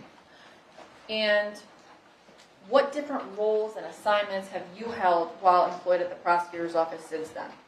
So when I first started working at the prosecutor's office, I was assigned to our grand jury unit, basically putting together grand jury discovery packets to go out for court proceedings. Did that until I went to the police academy as a detective in January of 2016. I maintained that role once I graduated the police academy until June of 2017 when I was transferred to the high-tech crime unit. What does a detective or now a sergeant assigned to the high-tech crime unit actually do? Sure. So we high-tech crime unit used to be composed of both an investigation component and a forensic analysis component. In October of 2023, we split the unit into specifically a forensic laboratory, and then we have a subunit that does investigations separately. So what I do is, in addition to continuing to conduct forensic examinations of devices such as cell phones, computers, digital video recorders, car infotainment systems, and other Internet of Things devices, I also supervise the other case detectives or the other detectives in my unit, as well as my civilian analyst. I assign cases, and I also help maintain our ISO 17025 accreditation for American Association of Laboratory Accreditation.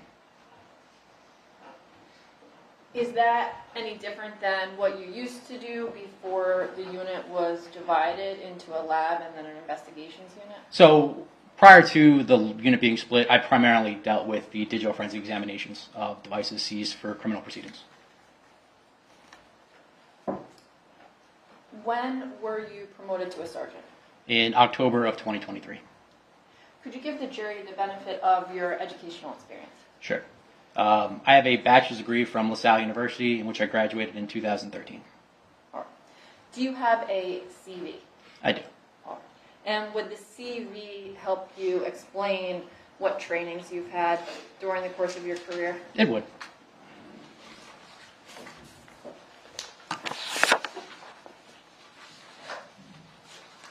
Your Honor, permission to approach the witness? Yes, sir. And Your Honor, I'm going to need to show the witness a number of things. Permission to approach throughout his testimony? Right, you don't have to keep asking. Thank you, Your Honor. Thank you. Could you tell me, I'm showing you what's been marked for identification as S119. Could you tell me what that is? S119 is my CV.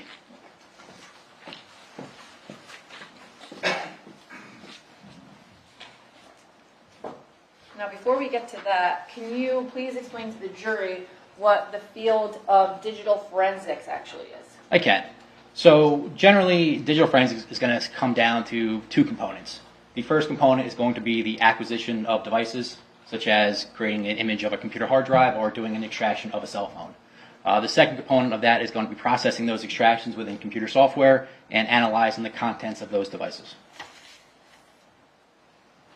What, if any, classes specific to digital forensics have you attended throughout the course of your career?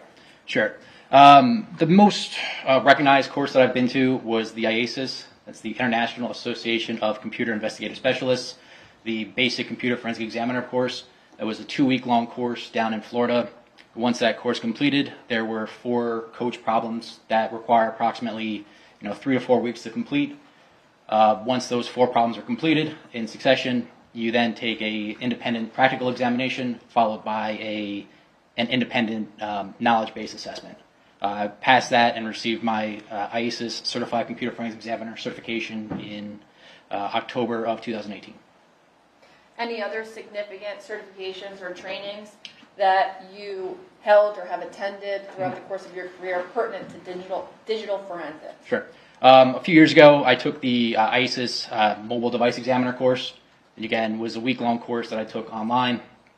That course ended with a knowledge-based and practical assessment, in which I also successfully passed that and received the IASIS Certified Mobile Device Examiner.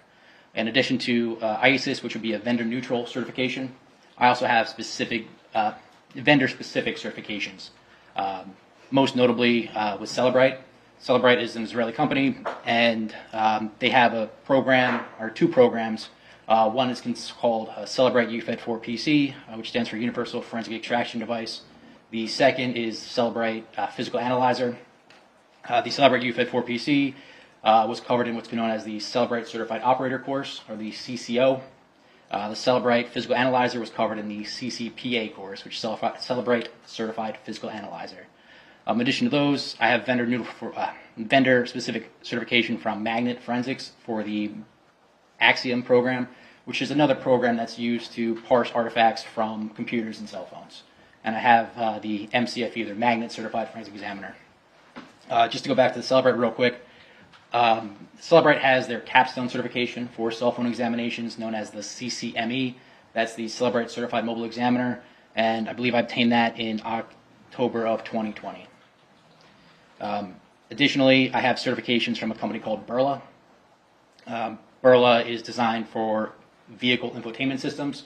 So if you've ever seen, your car GPS or getting text messages through your car, Burla goes through the process of acquiring that from your mobile vehicle, as well as parsing out the artifacts in the program called IVE, or IV. In addition to those certifications, I've also partaken in proficiency testing or external proficiency testing through a company called Collaborative Testing Services. We do that as part of our laboratory accreditation, in which I've taken the proficiency examinations, and my answers were deemed to be consistent with what other examiners across the country were identifying. You had said that you assisted with the lab accreditation. Is the lab's accreditation presently current? The lab's accreditation is currently active, yes. Okay. We're being reassessed later this year. Now, you also mentioned terms vendor neutral, vendor specific. What do you mean by that? Sure. Vendor neutral is going to be, they don't have the tool themselves. They're just going across fundamentals. They might use multiple different tools to highlight different ways to acquire or look through data. A vendor-specific class is going to be using the vendor-specific tool. And, you might use additional tools to verify and validate artifacts covered from the vendor's tool to show you that, hey, look, our tool works. And in addition to all of that, did you also attend the Ocean County Police Academy? I did not attend the Ocean County Police Academy. Which police academy did you attend? I attended the Division of Criminal Justice Basic Course for Investigators in Seagirt, New Jersey. When was that? That was from January of 2016 until June of 2016.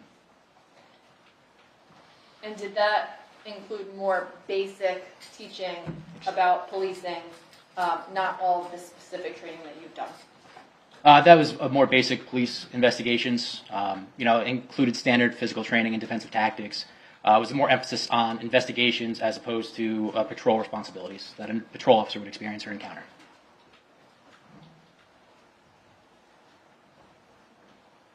Are all of your certifications that you just named current? They are. Are you employed by anyone other than the Ocean County Prosecutor's Office?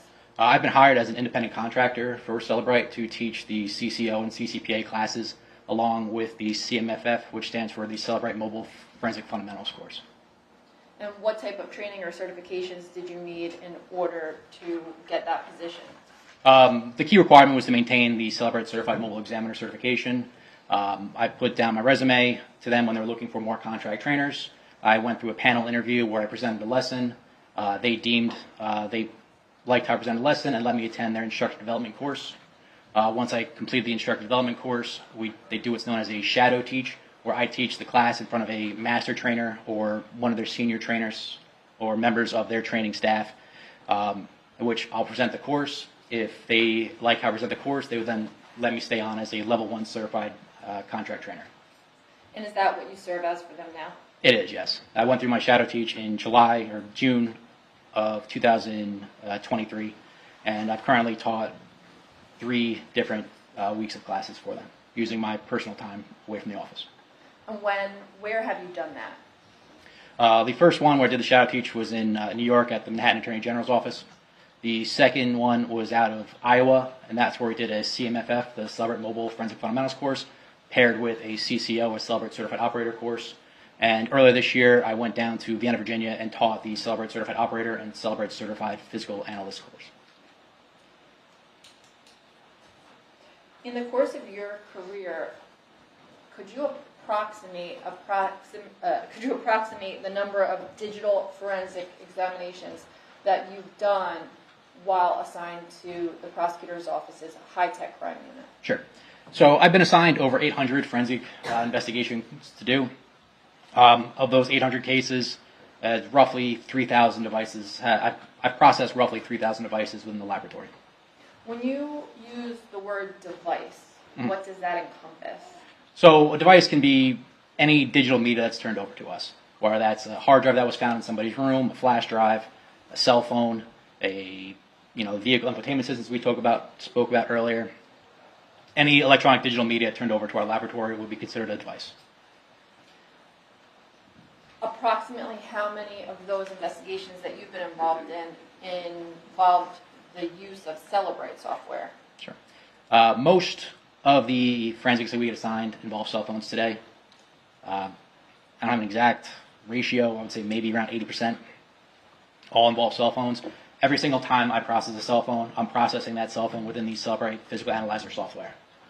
Depending on the type of phone or the extraction I'm looking for, those extractions will be obtained through the U-Fed 4PC software.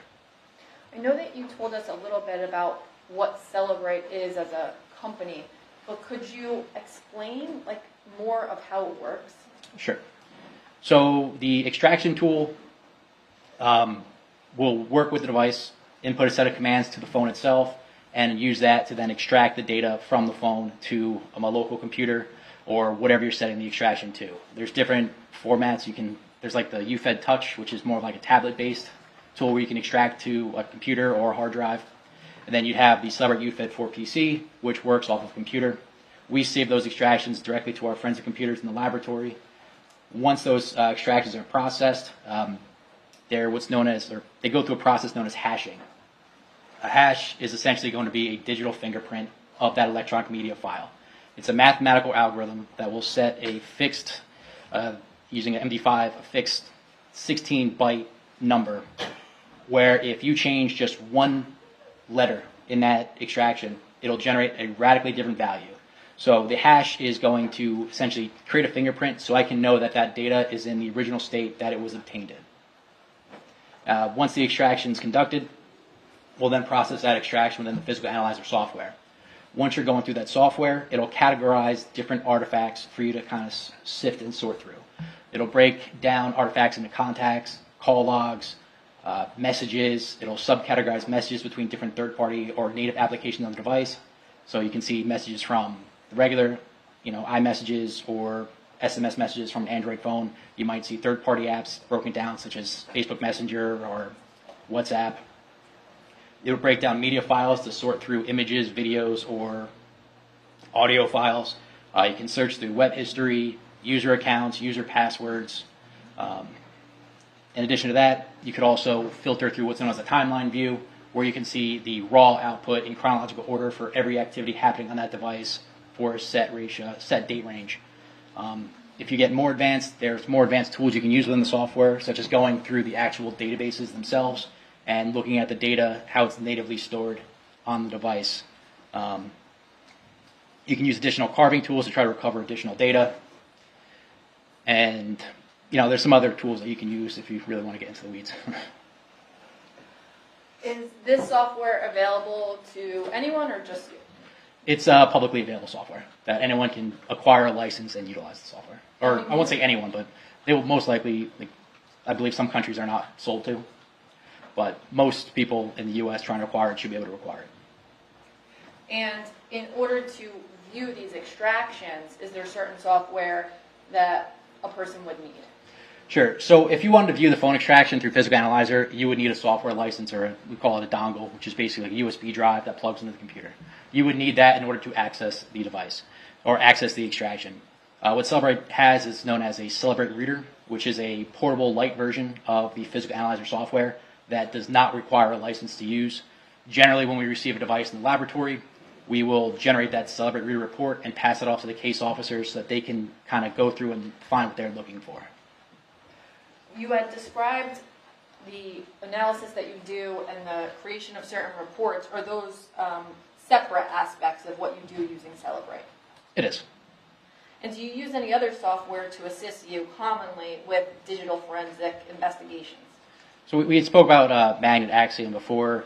In addition to the Celebrate software, we have another tool in the laboratory called Graykey, which can help with the extraction of Apple iPhone devices. At the time of this investigation, I believe it was only iPhones, but today you can also acquire Android-based devices as well. why would you need gray key? At the time, Gray Key could obtain a deeper extraction of the device than what was possible through the UFED 4 PC software. And by deeper extraction, I mean it could obtain what's known as a full file system extraction, where it obtains the entire file system on the device.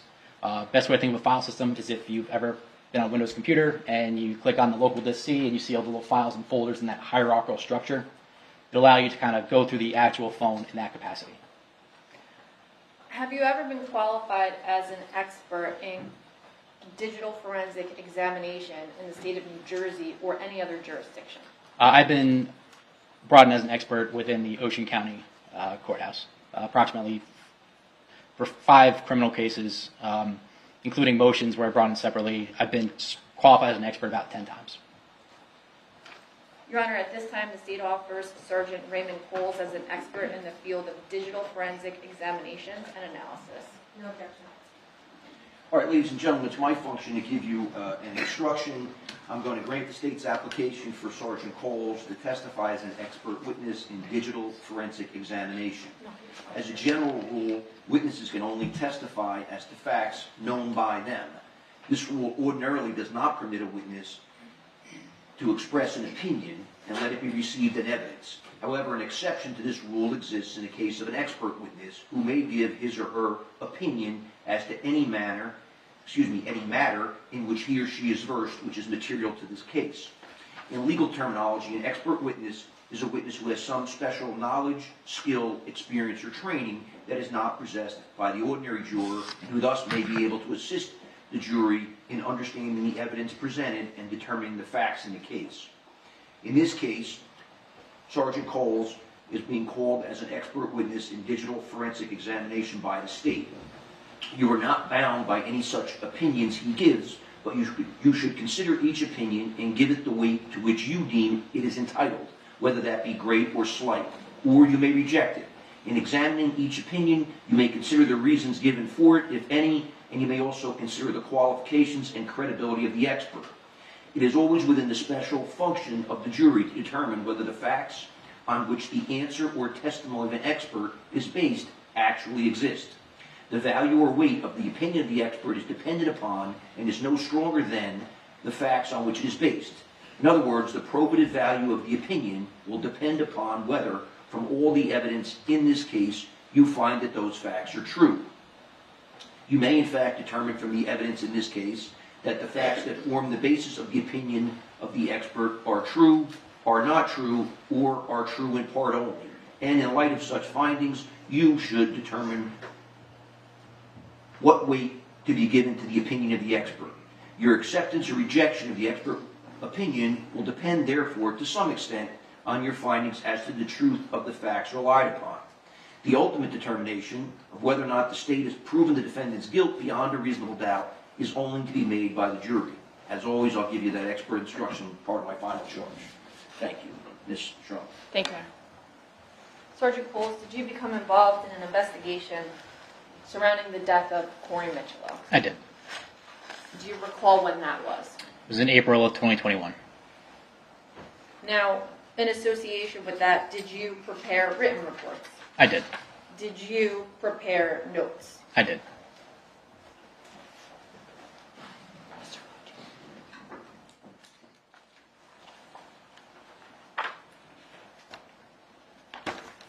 Would your ability to have those reports and notes in front of you while you testify aid you today? They would.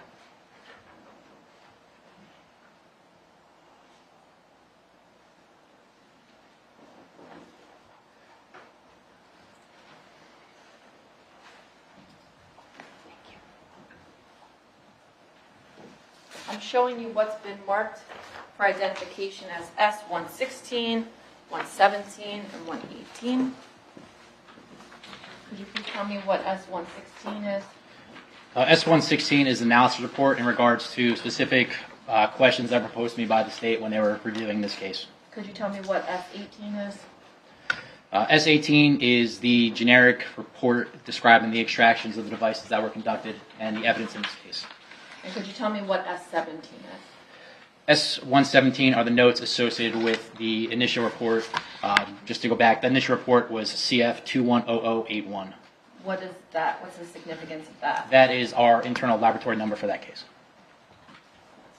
And all of those are multi-page reports? They are. Now, as part of your involvement, did the high-tech crime unit participate in the collection of video evidence from anywhere? We did. Where? So the first video that we pulled in this investigation was from the Atlantic Heights apartment complex in Barnegat, or townhouse complex in Barnegat. And the second one we assisted with partially was the Southern Ocean Medical Center.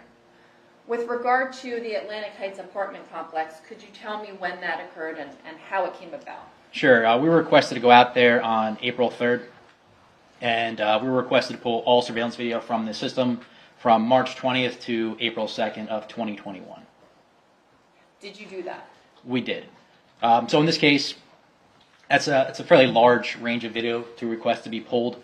If we were to use the internal export through the DVR itself, something like that, exporting to flash drives would take a very, very long time. In this case, we actually took the hard drive out of the DVR. We lent them a loaner drive so their system continued to work. We transferred their drive to the digital forensic laboratory. We hooked that up to what's known as a forensic write blocker to prevent any reader writes to the original source media. We then scanned that disk with a program called DVR Examiner, which then scans through the file system of the digital video recorder and identifies all the clips on that device. The clips in the date range were then exported out into an MP4 format so that the case officers could review the files that they were looking for. Based upon the investigation, were you able to identify a time frame of significance? Yes. It was identified on March 20th at approximately 4:20 or 4:18 p.m. We identified Mr. Gregor and Corey Michelot inside of the gym facility at the apartment complex. Did you ever obtain any other surveillance from the gym complex? We did. So in July of 2021, the Barnegat case officer on the case had requested us to burn all video from the gym camera off that system. So what I did is, after we had processed the video from the initial extraction, we created what's known as a forensic image of the DVR hard drive, which is going to be a bit-for-bit copy of the entire drive saved to our forensic computer in the laboratory. I loaded that forensic image into the DVR Examiner program again in July and exported all the video obtained from that. So I believe the clips went back to about January 30th of 2021. Did you provide that video or information to the case detective? It was. And did that include just the gym or other views? The second export just contained the gym footage. The first one contained all cameras. Are you familiar with the term time offset? I am. What does time offset mean? So time offset is going to be the distance of time between the actual accurate time value versus what's being displayed on the device's user interface or device's screen. And are you aware if the term time offset applied to the footage that you said you received from March 20th, 2021? I think you said it about 4:18 p.m. Yes. So what we normally do is we'll take a picture of the, kind of like the home screen where you see all the different camera views. From that picture, we'll make sure the timestamp is recorded in the photograph. We'll then compare the metadata of the photograph we took, which has a known accurate time value if we use our phones on a cellular network. And then I'll compare the offset that way. In this case, the DVR was approximately 2 seconds slow.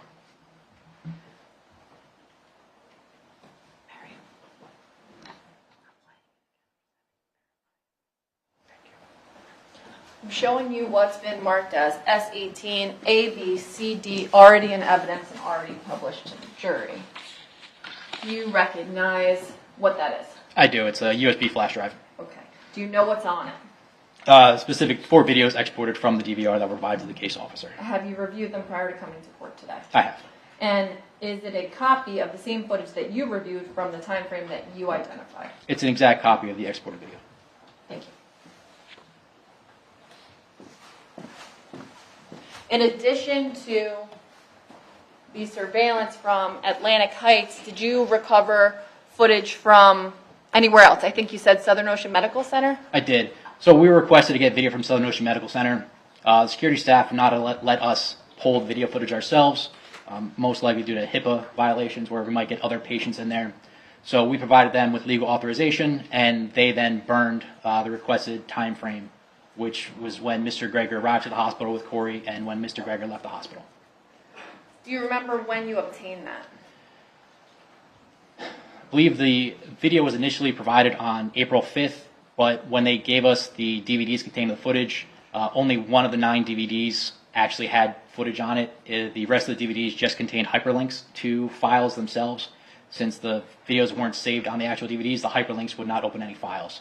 We contacted them and obtained a second copy of the videos that then worked, I believe on April 8th. So just to clarify, you provided the hospital with a time frame of significance? We did. Okay, and the hospital chose the surveillance footage? They did. And provided it to you? They did. All right.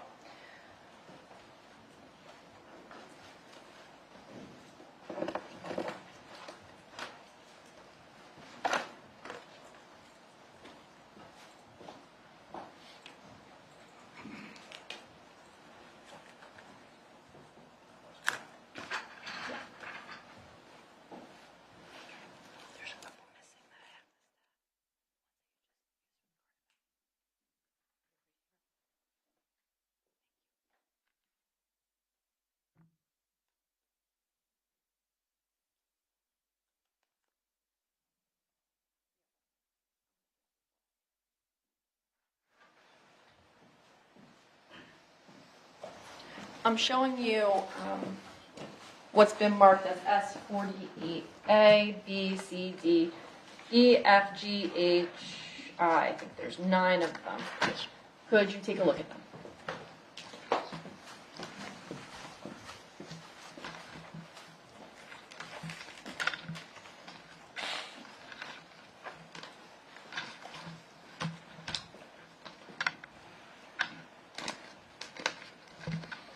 Yes. And do you recognize all of those discs? Yes, they're DVDs or CDs that contain the provided footage from the hospital. Did you review those before coming to court today? I have. Are they exact copies of what you received from the hospital when you recovered the footage, I guess, the second time when it was correct? They are. Now, with regard to time offset that you described earlier, does that apply to these as well? So these videos were identified, the time on these videos was identified not to be accurate. So it does apply. Were you able to determine the time set with respect to the time offset with respect to any of those videos? I did, specifically exterior camera. What I did in this case is I compared location data recovered from Mr. Gregor's iPhone, which was consistent with him pulling up to the hospital. I compared the timestamp of the location data with the timestamp in the surveillance video and identified the exterior camera was approximately 3 hours and 3 minutes fast. Does that apply to S48A and I? Yes, it does.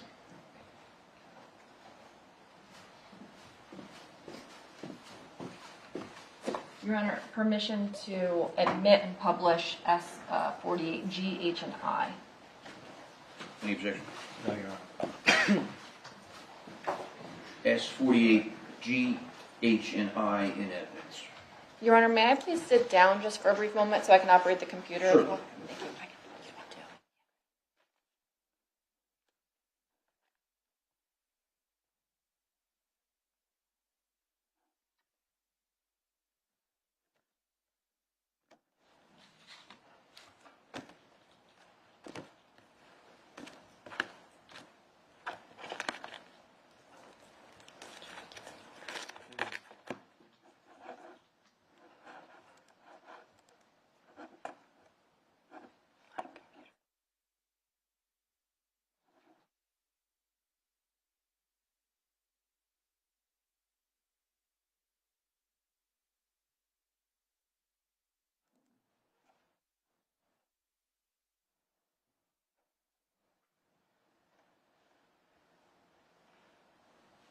Sergeant, I'm showing you what's been marked as S48G.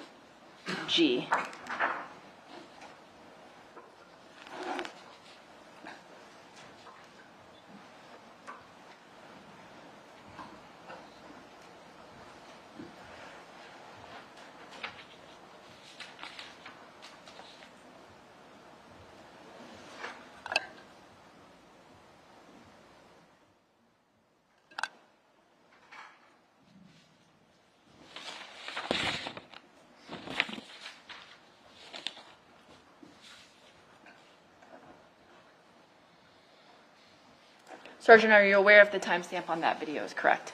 Again, I believe it's off by a few minutes. Showing you what's been marked as S48H.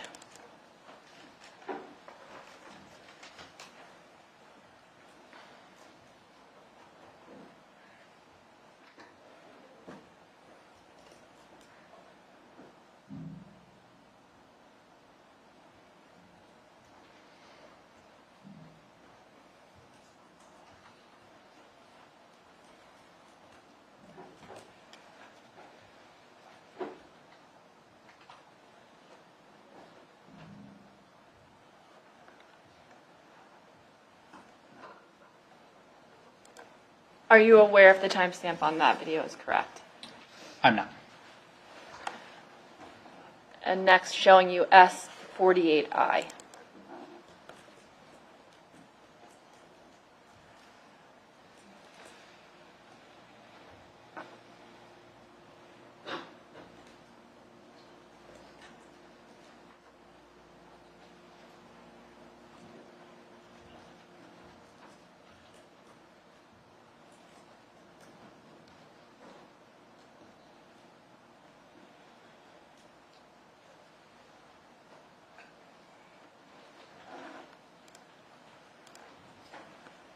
Are you aware if the timestamp on that video is correct? That one's not. That video is going to be 3 hours and 3 minutes fast. In this case, I also had the location data from his phone. I noticed that he was on his cell phone when he was walking out of the building. I identified that he had a call log, I believe, to his father at 5:20 p.m., which would be that 3 hour and 3 minute offset. So that was approximately 5:20 p.m. Yes, it was. In addition to completing the collection of video that you just described from Atlantic Heights and the Southern Ocean Medical Center, was the high-tech crime unit asked to complete full device extractions on any cell phones? We were.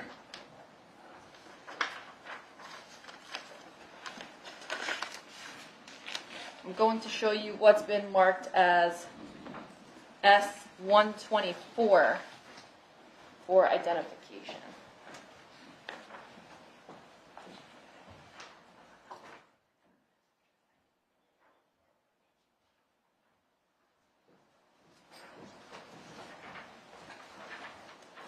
And instead of walking back and forth, I'm also going to show you what's been marked as S125 for identification.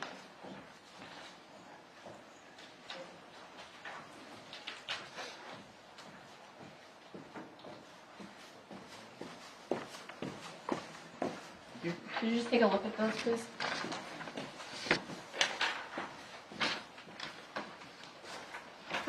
First, with respect to S124, do you recognize that picture?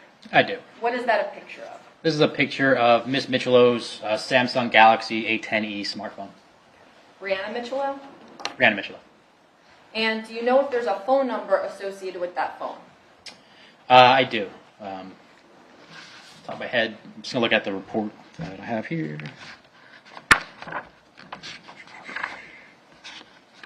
The phone number on that phone is 732-912-6711.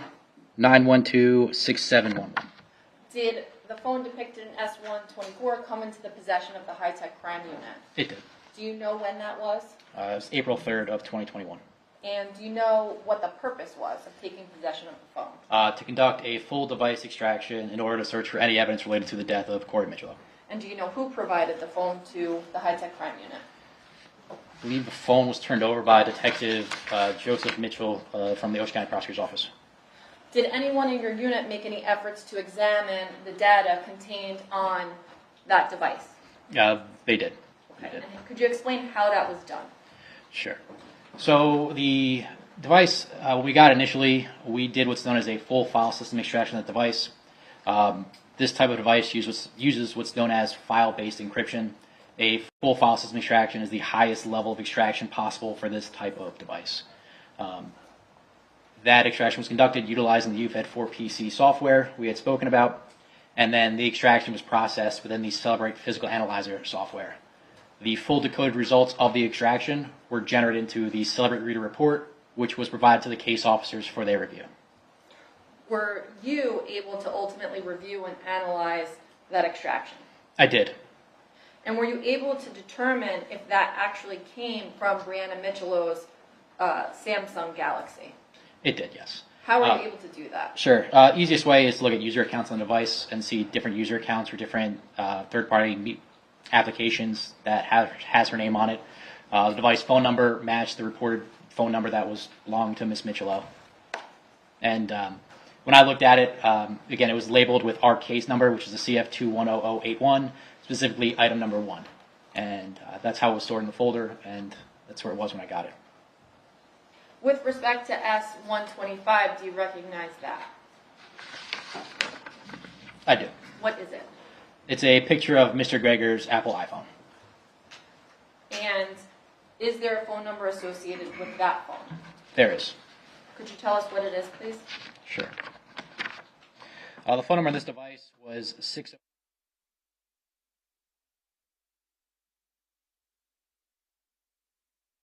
Aware of what model iPhone that is? It's an Apple iPhone 11. And how did that come into the possession of the high-tech crime unit? It was turned over to us by Detective Dennis Mitchell of the Ocean County Prosecutor's Office. Do you know when that was? I believe it was turned over on April 8th.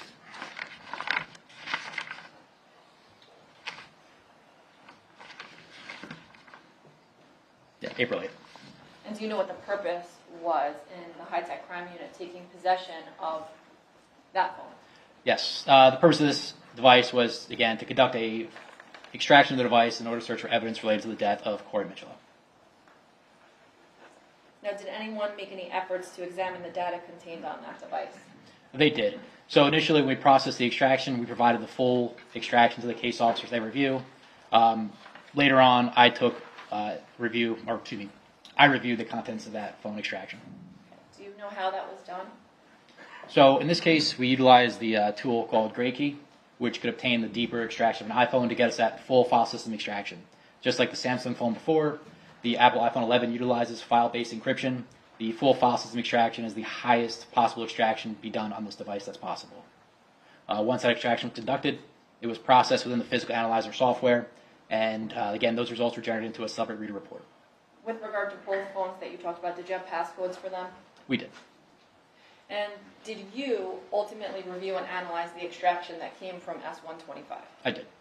And were you able to determine if the extraction that you reviewed actually came from that phone? I did. How did you do that in that case? In the same manner for different Ms. Michelo's phone.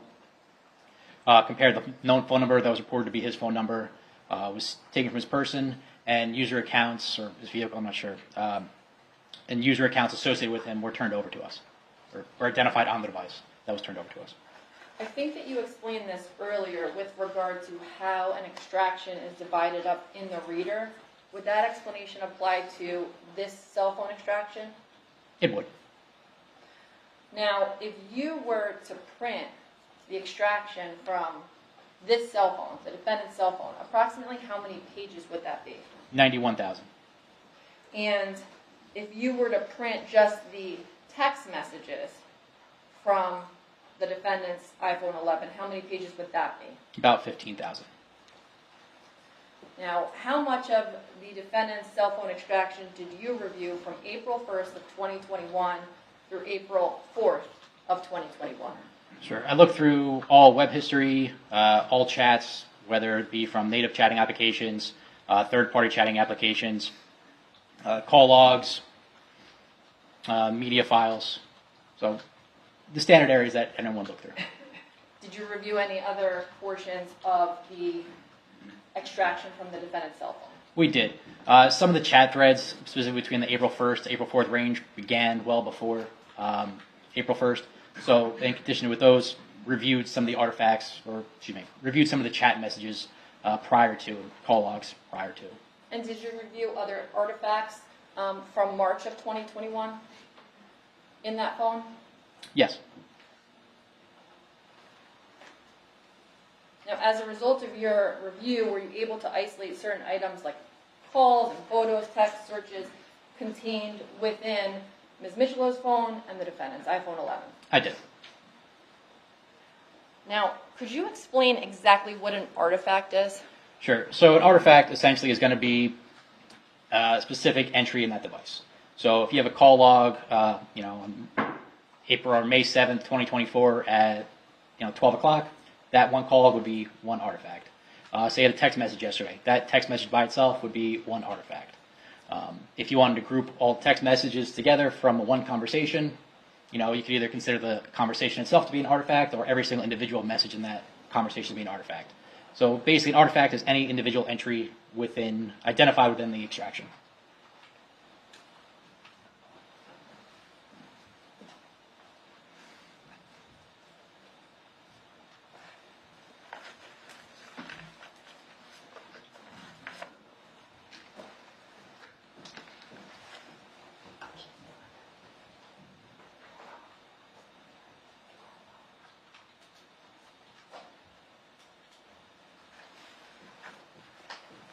Exit counsel at sidebar before we go further.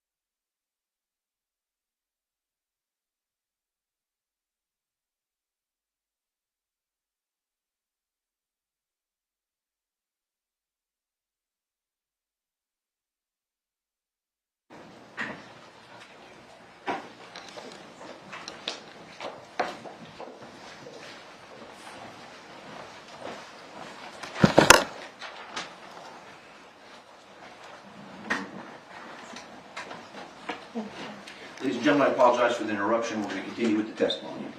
Ms. Trung.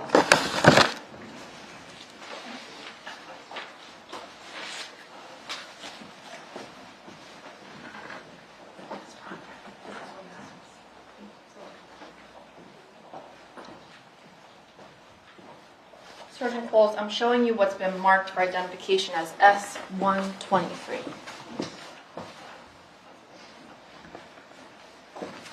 Could you take a moment and review S123?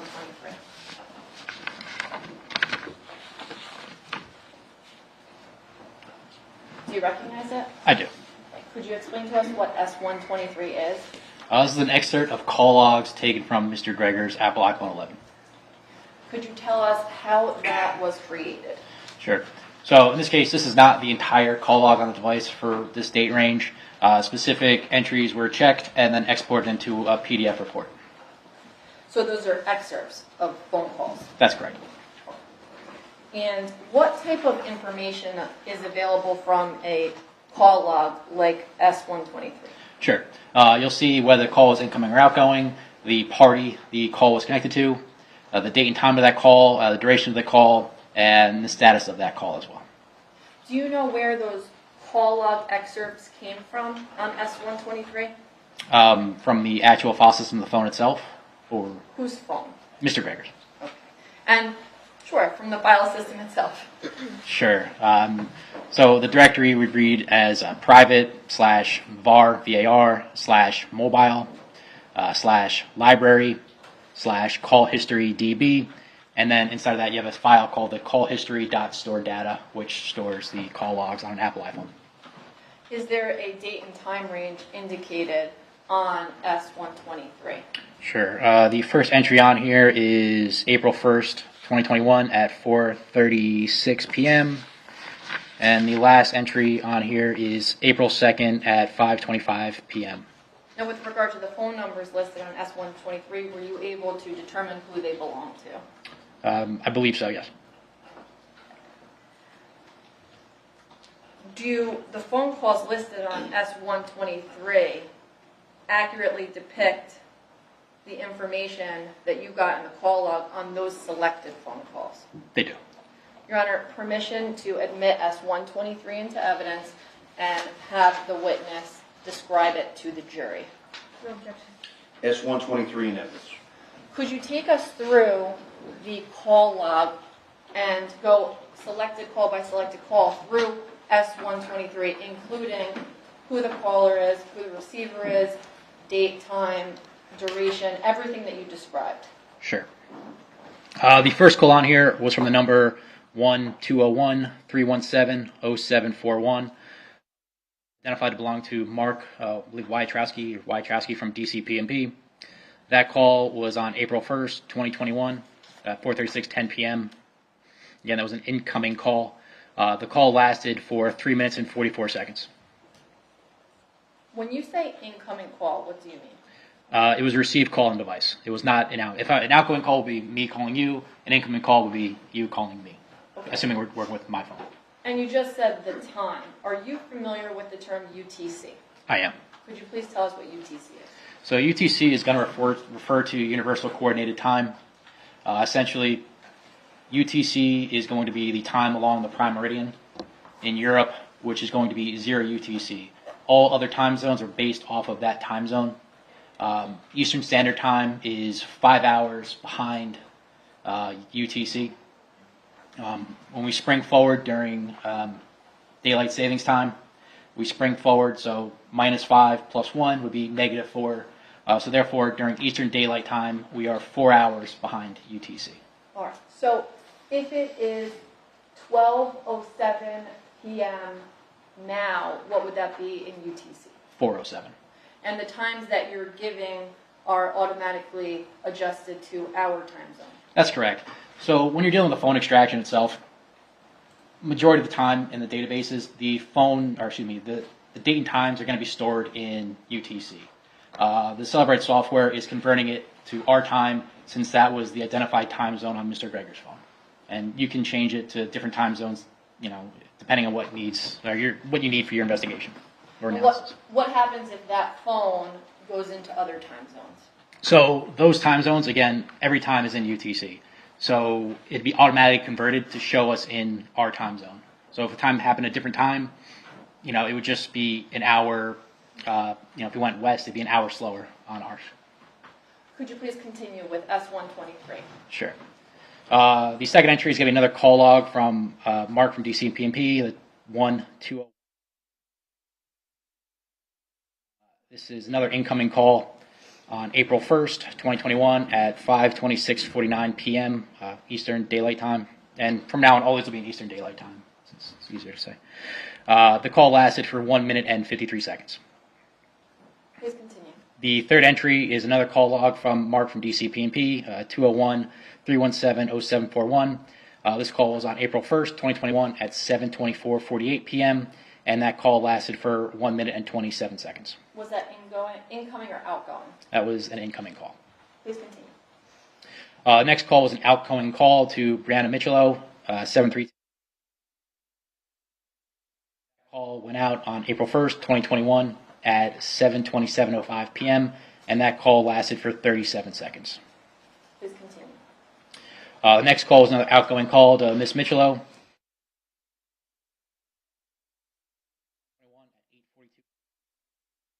Lasted for 1 minute and 12 seconds.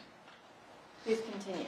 Just real quick, do you want me to read the entire phone number with the name, or if we have a name associated, would it be easier just to read the name? I would ask that after you've already testified to who the phone number is associated with, you could please recite the name as it's saved in the contact in the phone. Sure. No objection to that, Judge. That's fine, please do that. And if there's no contact saved in the phone, do you want to just read the phone number, or if we know who it belongs to, just to say the contact? You can read the phone number and who it belongs to, please, in that instance. Sure. Okay.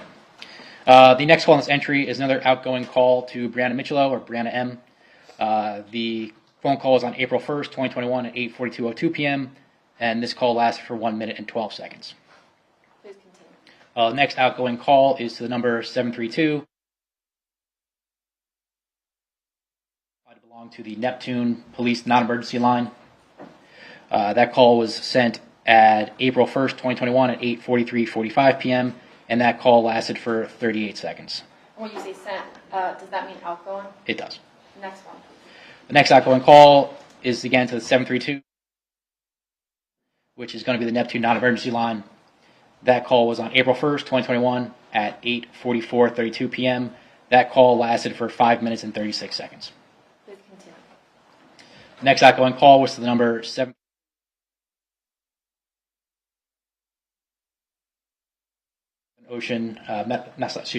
Jersey Shore University Medical Center in Neptune, New Jersey. That call was on April 1st, 2021 at 8:51:19 p.m. and that call lasted for 10 minutes and 14 seconds. Please continue. There's another outgoing call to the 732, which is again the Neptune Non-Emergency Line. That call took place on April 1st, 2021 at 9:11:43 p.m. That call lasts for 12 minutes and 35 seconds. Please continue. The next outgoing call is to the number 609, which is identified to belong to the Barnegat Police Department. That call was was sent on April 1st, 2021 at 9:33:01 p.m. and lasted for 1 minute and 44 seconds. Please go on. The next outgoing call was to the number 0, which was previously identified as Jersey Shore University Medical Center in Neptune. That call took place on April 1st, 2021 at 9:56:34 p.m. and lasted for 7 minutes and 12 seconds. Please move on. The next number was the 201, which belonged to Mark from DC PMP, which took place on April 1st, 2021 at 10:06:27 p.m. and lasted for 1 minute and 18 seconds. Please continue. Next outgoing call was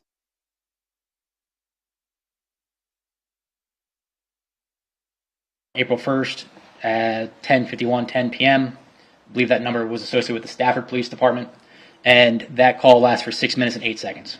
Please continue. Next outgoing call was the number.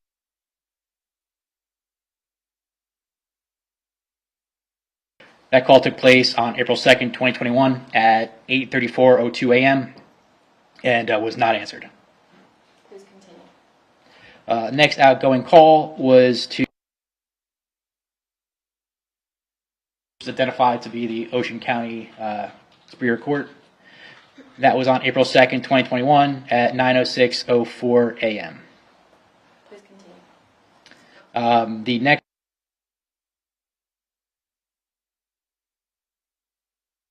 this is associated with Hackensack Meridian medical records, and that was on April 2nd, 2021 at 9:55:04 a.m. and lasted for 1 minute and 39 seconds.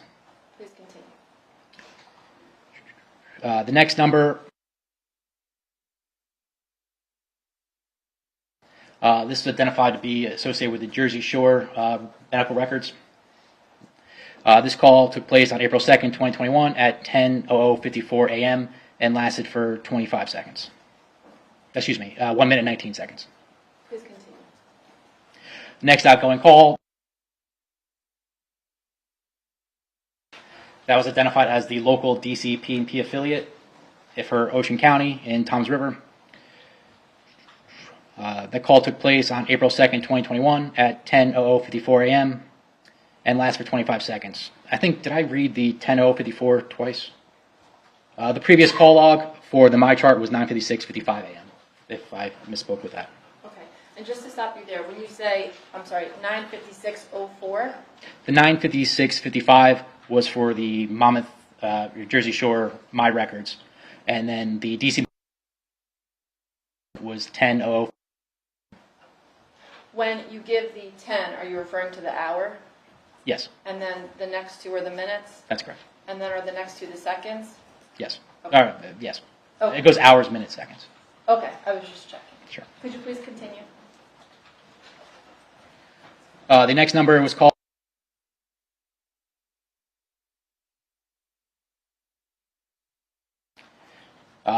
That number is identified to be with the DC and P&P hotline.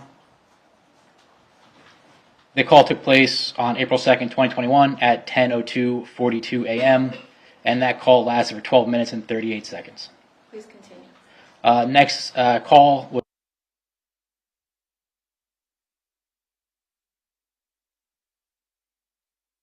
the contact mom in Mr. Gregor's device.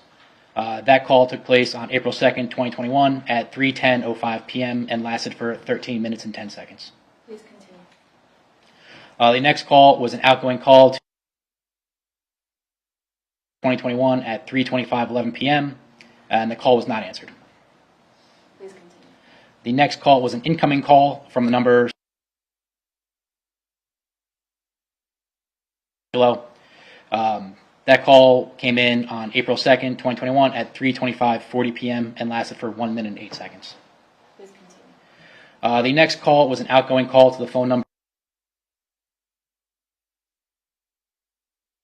Was identified with a Marcy Brogna, who was an associate of Mr. Gregor. The call took place on April 2nd, 2021 at 4:36 p.m. and was not answered. How were you able to identify that that was Ms. Brogna? Sure. So within his phone, there was a Tinder conversation with a contact named Marcy. Mr. Gregor had matched with her on the dating app in January of 2021. Talked for a couple days. Mr. Gregor reinitiated contact with her on March 17th of 2021, where they spoke for a few more days. And at the end of that conversation, she provided that phone number, and then he then proceeded to text that phone number.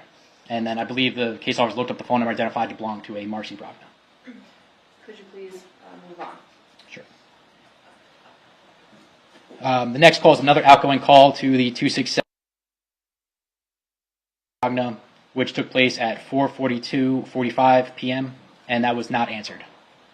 Please continue. The next call was an incoming call from Brianna and April 1 at 5:00:08 p.m. and that was a missed call. Please continue. The next call was a missed call from Brianna Michelot on April 2nd at 5:00:44 p.m. Please continue. The next call was another incoming call from Miss Michelot at 5:04:08 p.m. and was also labeled as missed. Please continue. The next call was from 609 Cerulli of the Barnegat Police Department.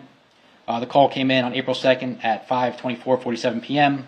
And this call was rejected. When you say rejected, what do you mean by that? You hit the side button on the phone to send it straight to voicemail. Please continue. And the last entry on here is another number from 2021 at 5:25:27 p.m.